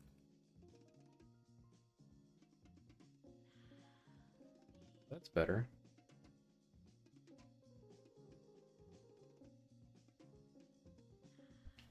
Way better. Still way too floppy. I guess I just want to change some of the... I mean, it is kind of fun. And he is gonna be very card. What? I think I knocked him into another universe or something. Oopsie. Okay. Let me finish this water so I don't have anything to spill.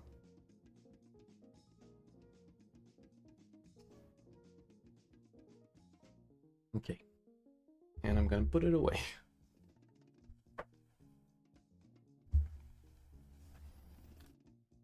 Now we are out of danger zone. Okay.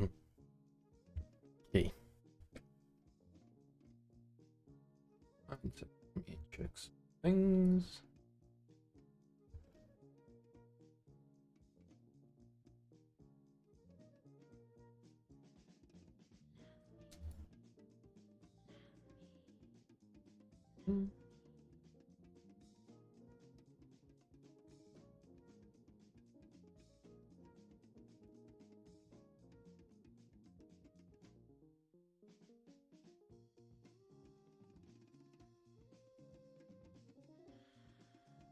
Okay.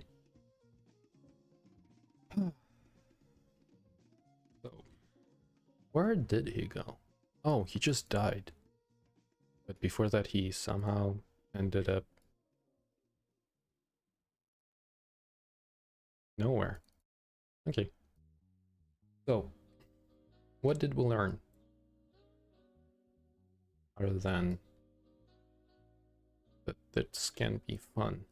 That we want to change the parameters while the enemy is hit. And we also want to increase the angular limits.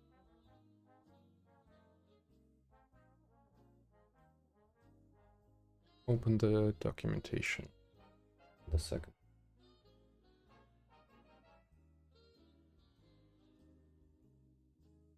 Rate of mapping the enemy character to a ragdoll. Okay, so this should be full 1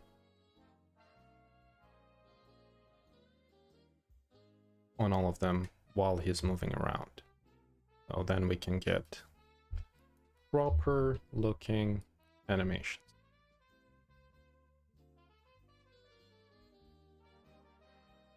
So let's make him move.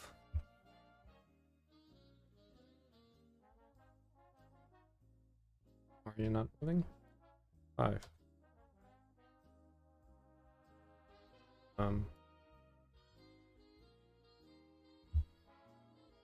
You should be running, or aren't you running?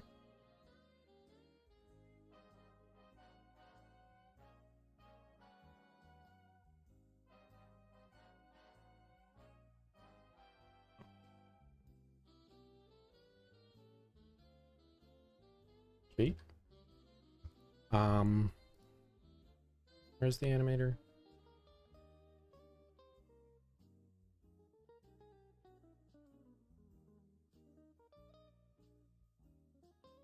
Okay, the animator is setting the value, so yeah, sure, let's just keep you attacking for now.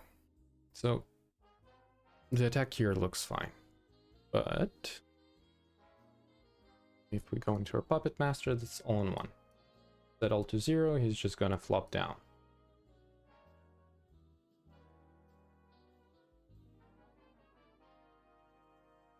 Yep. Basically what we want to do on a hit, we want to...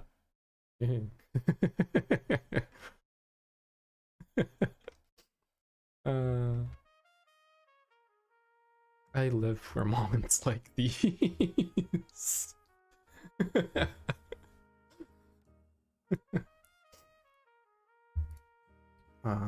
Yeah. What was it? Muscle weight? Yep. Thing. So when he's hit, we want to do pin weight and muscle weight. Which one of them? Keep mapping weight. Made of mapping the animated character to the ragdoll. I want to set this to 1, this to 0 when he's hit.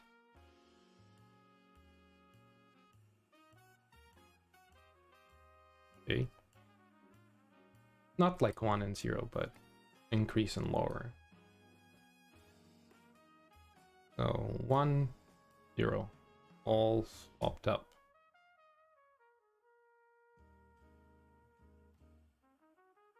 Okay.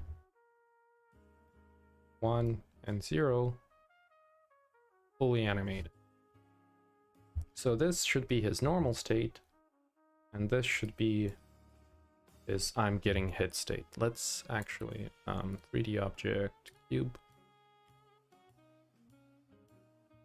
Bam, bam, bam, bam, bam, bam, bam, bam. Like, this was like, I think that's exactly how the demo on the page looks like for the Puppet Master.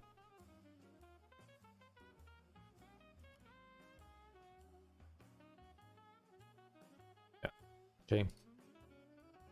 So, hero. He's gonna be super floppy. And we also want to lower the muscle strength when he's hit. But can we lower the muscle weight without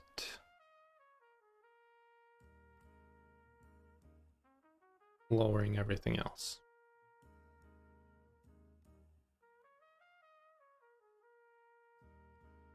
Because this way he does feel way too much like an inflatable figurine or like an advertisement thing. And that's not really good. But if the muscle weight is at least a little bit there. What if we fully lower the pin? No, that's not good. So can we do it for a single collision? No, not a single collision. Single joint. I don't think so. Yeah.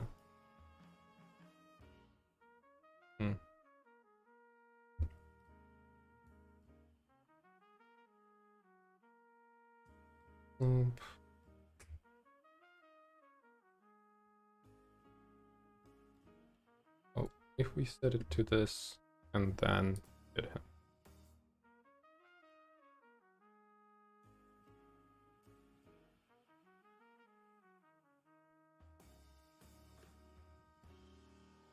actually, I can just bring the bat over. Because the bat has bat force.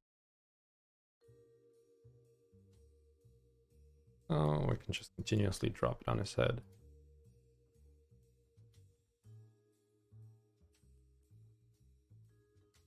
Like an orbital bombardment with a bat. That actually wasn't that bad.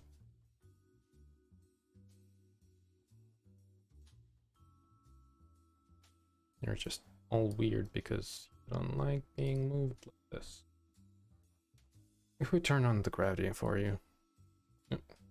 No? Still don't like it? Are you kinematic? Let's make you kinematic. And you're not gonna register collisions? Oh no, you are. Okay. Yeah, like the leg flop there was exactly kind of the thing they all. Oop. Okay, so the hand flop is there.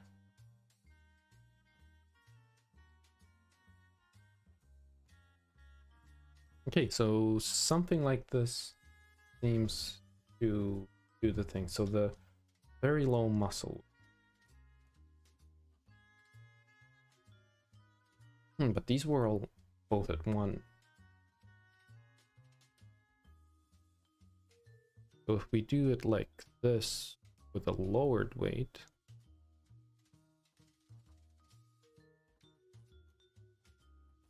that's even better.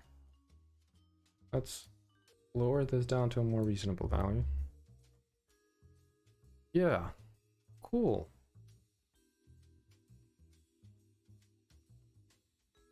Yeah, that is way better. Oh, please come back.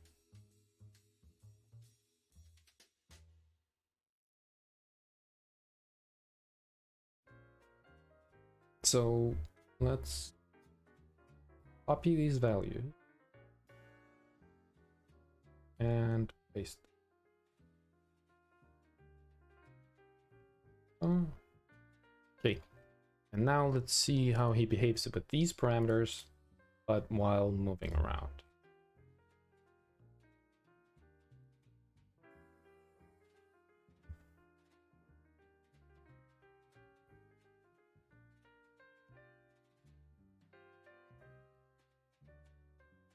Nope, you already ran away. That is definitely not how we want him to behave while he's not hit.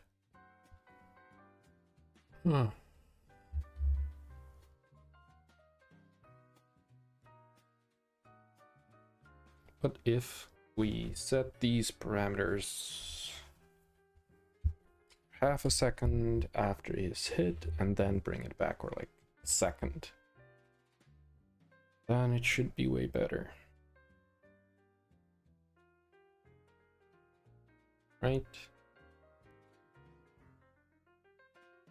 I think so.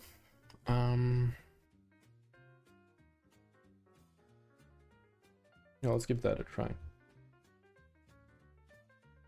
So this is gonna require a little bit of code editing, but that is cool because I haven't looked at the code in a while. Well, like 30 or 40 minutes. So we have bad damage controller, and we're gonna have a private IEnumerator of make enemy lobby. We're gonna pass a puppet master.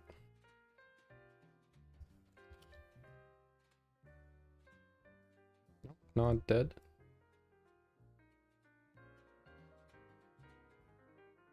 But we're gonna, oh, come on.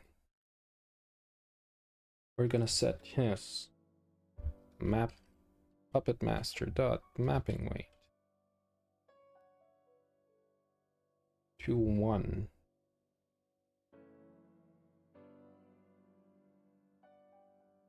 puppet master dot pin weight to 0.5.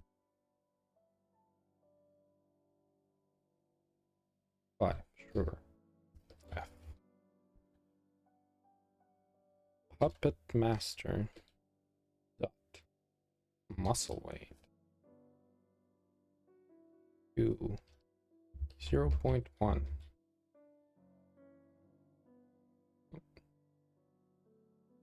Puppet master dot pin power to 1. And puppet master dot pin distance fall off to 100. So this is the parameters that we have right now. Stabilize feet? That's a very fun hallucination from Copilot.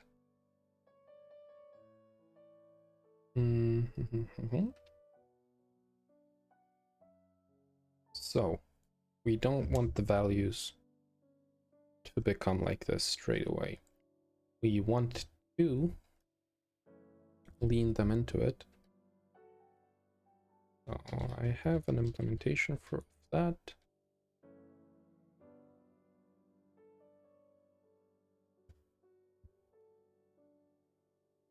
Lean tween. Nope. Do I have lean tween or do tween in this project?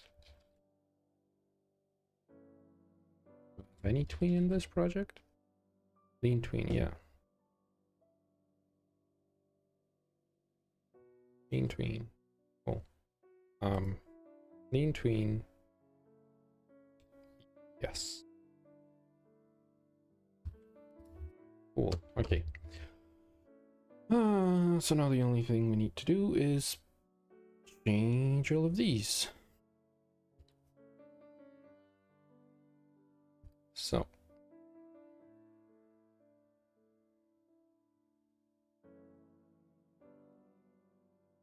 we want to go from, let me open the documentation again. Animate character to ragdoll pose. So mapping weight, we're going to go from 0 to 1. I have all of these saved, so I can go into Unity and change these. Okay.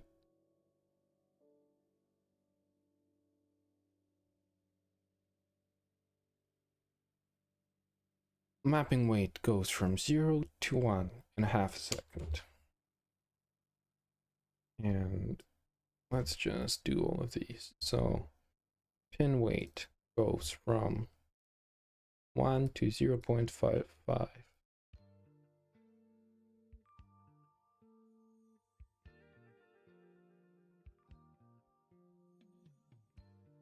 Okay.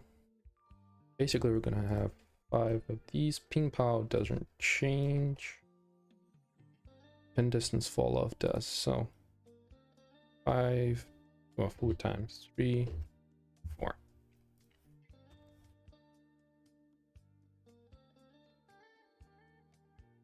This can definitely be done in a prettier way, but we're just testing if it looks good. Then here we're gonna do yield return new wait for seconds 0.5. Okay, and we're gonna do the same for these, but the other way around. So from 1 to 0, from 0.55, 0.55, 1. Oh, I did not change these. Muscle weight goes here, distance follows go here. So this goes from 0 to 100. Muscle weight goes from 1 to 0.1. So 0 to 1, 1 to 0.55, 1 to 0.1, and 0 to 100. Okay. That seems correct. Let's copy this. This has everything set up correctly. And now we're just flipping these around. So from 1 to 0, from 0.55 to 1, 0.1 to 1, and from 100 to a 0. Okay, let's specify that they're all float values. Okay, that should be good, but here let's say another yield.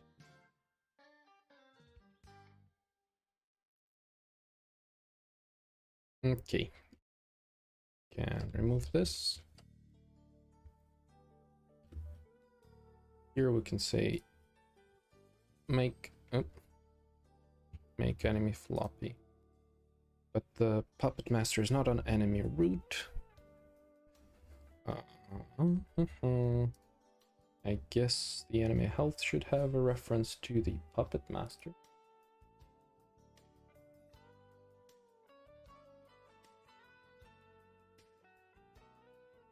Let's do that. And let's add a reference to public puppet master. Puppet master. And here we can take it from enemy health. Okay.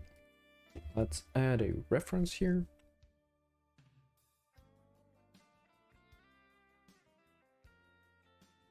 Okay. So this might be good. Not 100% sure yet, but let's see. So we're gonna make him immovable again.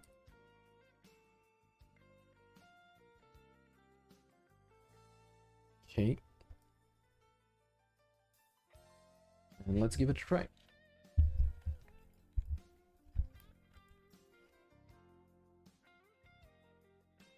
What's the multiplier on the bat? I forgot that. 10, so it should be on 3. And there's going to be a limiter for sure in the future, but I'm not sure what the value is for that yet.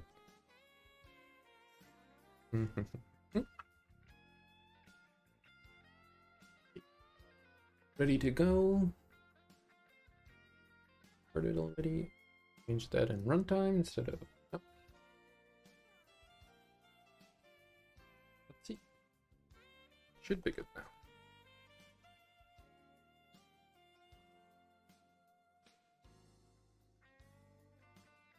Okay. Half a second away. Will be 2. Oh, this is your normal state. Hit you. Okay. Nothing happened.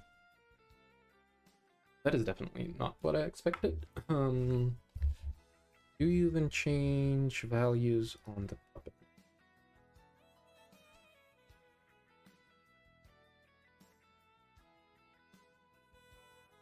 Yes, you do. But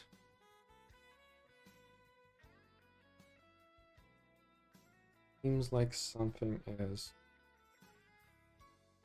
Let's increase, maybe the force that we're adding is not high enough. Did lower it quite a bit. Sure, let's try 8.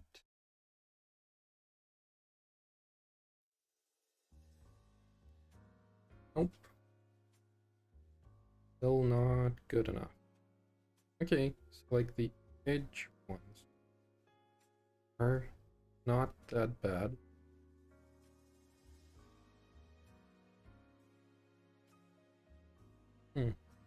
Also, think I think the force that it applies should not depend on the velocity of the bat, because well, let's say get velocity dot normalized, so we can set it up easier.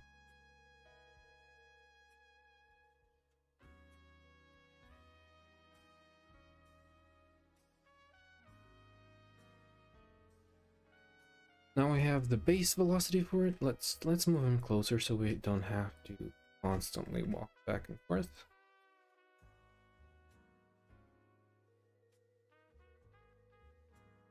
Okay, here's our Amazon Prime delivery.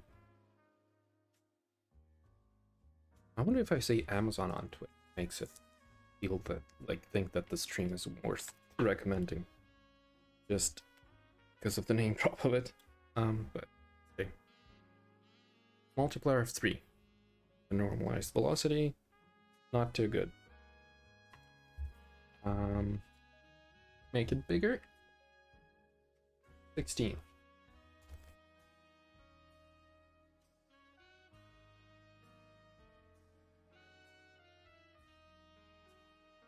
No? No good?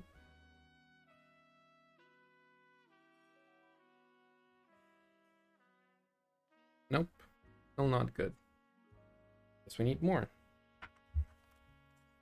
Let's crank it up.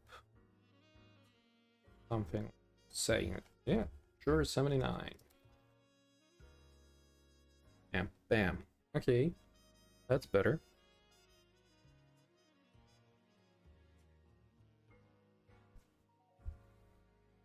Like if we hit him like right on his hand, because there's like a big link, that is fine. Now let's hit him across the body. Okay, the hit on the head doesn't seem to be that impactful. Not sure why. But like,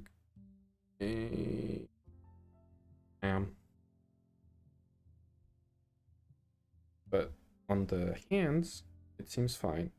Like on the legs, also gonna be fine because there's a big chain of joints.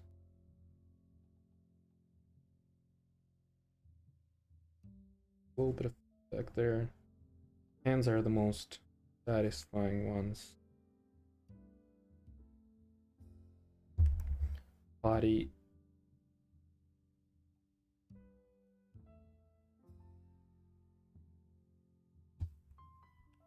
The head is the problematic one. The head should definitely flop more. So like, if it's a head, we should quadruple it or something.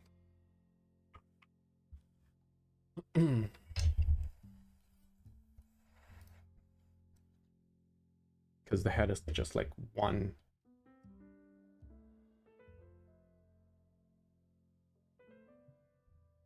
What are the joint settings on the head? Yeah, the head is like fully floppy. But I guess the drive is pretty high.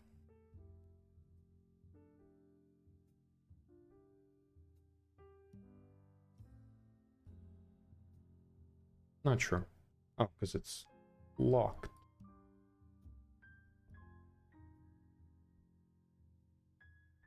Hmm.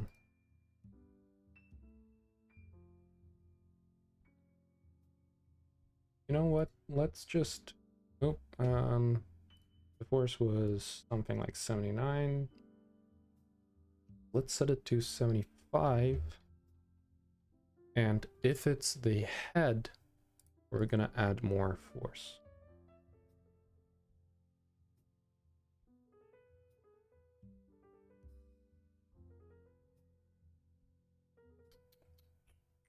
Yep.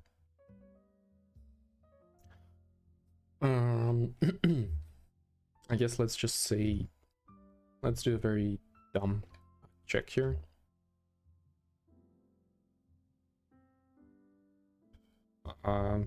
If other game object dot name, just checking it like this. Yep, if it's a head, we add more force, like times 3 of the normal one, and else we do this.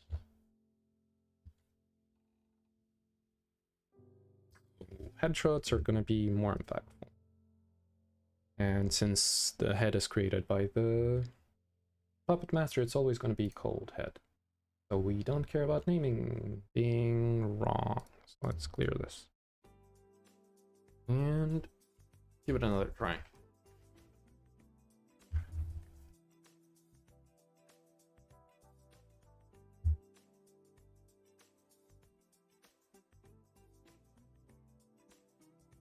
Oh. And same as it was before. Body, same. But head. 3 times is not enough.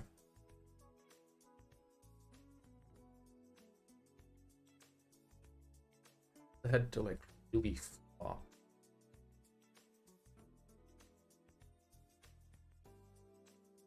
Maybe the angular limits on it need to be way wider.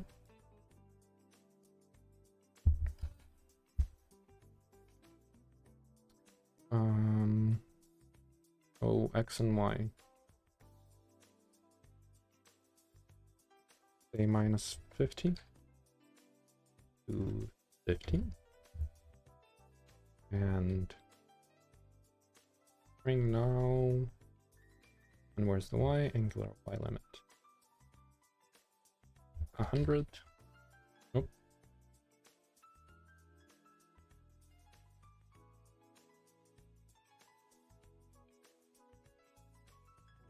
You know what? Sure. Because you're more likely to hit him from the side. So we'll call that purposeful. I can take this and give the viewers a little bit of motion sickness. Even more than what you get from just watching somebody play VR. This little handy tool, so we're gonna follow the head.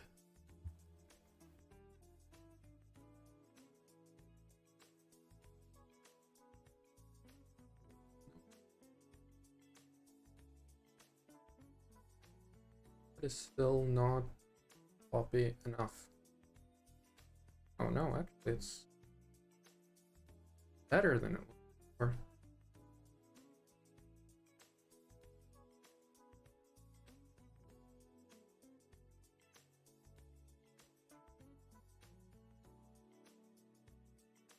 Yeah. Okay. I feel like it really depends on how the tuning works. That is a little bit. Oh, what if we, instead of doing it like this, we're doing it right now here with tweening them down, waiting for half a second. What if we set the value straight away? And then tween them back. 1, 0.55, 0.1, and 100. And then we wait for sure half a second, and then we tween them back up. Maybe that will give us a better result.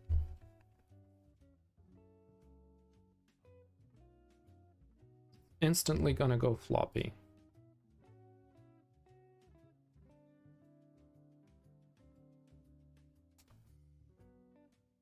Darn it, I did not.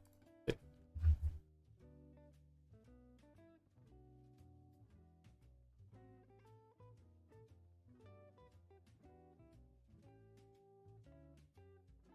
Okay.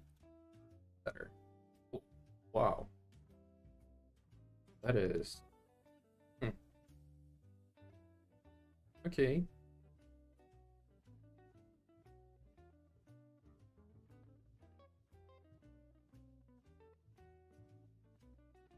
Okay. Okay.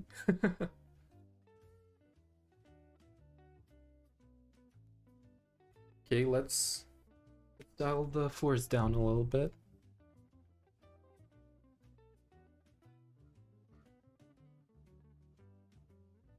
Because this is way better.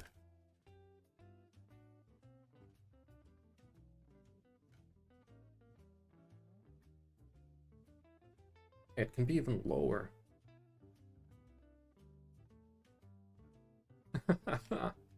That is so good.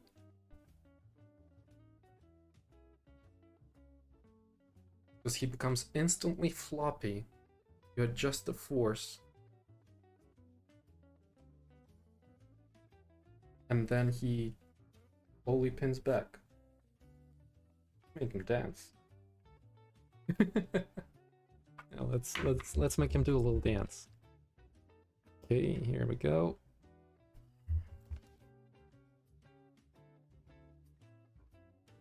You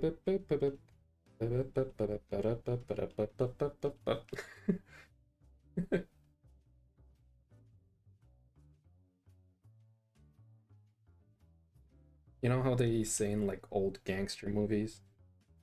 Like, we'll make you dance or something like that. And then they start shooting at their feet. That's the how it's done here. He's doing very one-sided dance, but if we get behind him,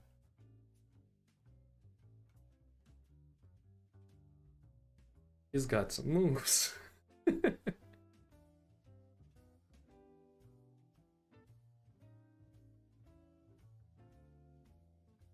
Yeah. Okay. Dance segment is over. So let's lower the force and like even make the force even lower. Okay. So that feels almost right. Head flop. Arm flop. On the body. Not that bit on the head. Quite a bit of a jiggle. Arms flop all over the place. He's like that. Maybe even a little lower. The head will still get proper impact because it's triple the power.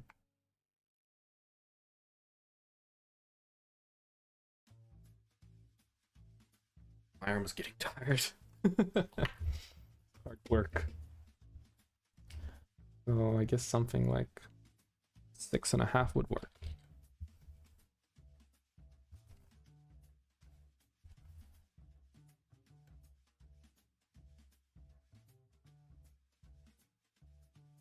Yep. That feels about right.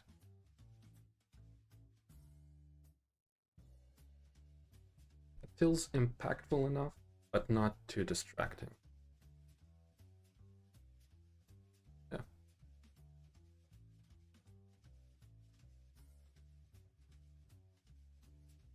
Good. I'd say this is a job well done. So let's set this to 6.5.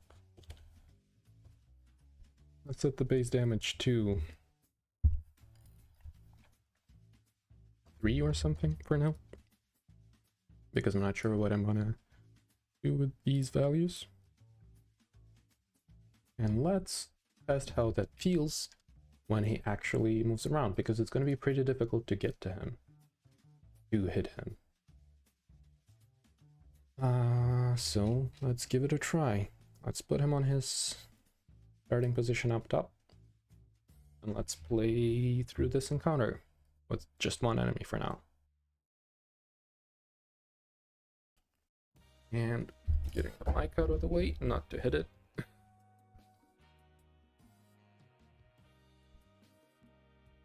You grab it, and we're bum rushing him, trying to run away. He's gonna try to run away again. is. Oh, why are your arms so wobbly? Why are you like that? Did I not change yours? Did they not aim properly? What is going on with him? I think if I hit him again, he'll come better because something went wrong with the tweening. Stop this. Come back. I just want to fix you. Hitting you with a baseball bat. Okay. He hit himself there.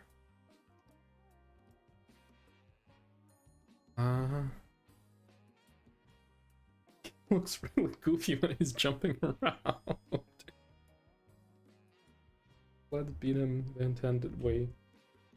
Because you're not really supposed to rush these guys. You're supposed to rush the guys that are getting close to you. You're supposed to deflect at them. So yeah. Sure. I'll write this down as a this, but first let me see if I'm correct that his twinning didn't work out as it was supposed to. Yeah. His twinning did not complete. His twinning didn't happen at all. Okay.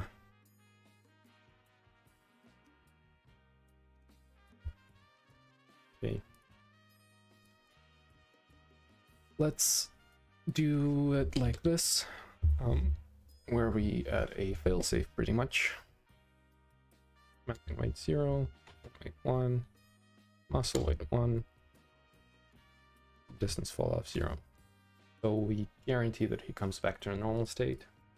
And yeah, that's good enough. Alrighty, I think I'm gonna start winding it down slowly. Because hit myself way too many times and getting physically tired from flailing my hands around. And yeah, this was a very fun one. Hope that everybody who got rated in and decided to stay, that you guys and you enjoyed yourself. So yeah, if you want to keep an eye on what's going on here, because we're getting pretty close to a place where we can start working on the second guy and finishing out this encounter. Because we need, what, player health, second enemy. And that's pretty much it for this first encounter test. And it can be a playable little area. And that can be pretty cool. So I'm pretty happy with the progress that we achieved today, and maybe next time we'll get even more done. So yeah, that's it for today. Thanks everybody who joined, and I did not forget that I'm gonna say see you Space Cowboy, but I'm the one who's living and not you. So yeah, again, consider following if you enjoyed what you saw today. And yeah, see you next time.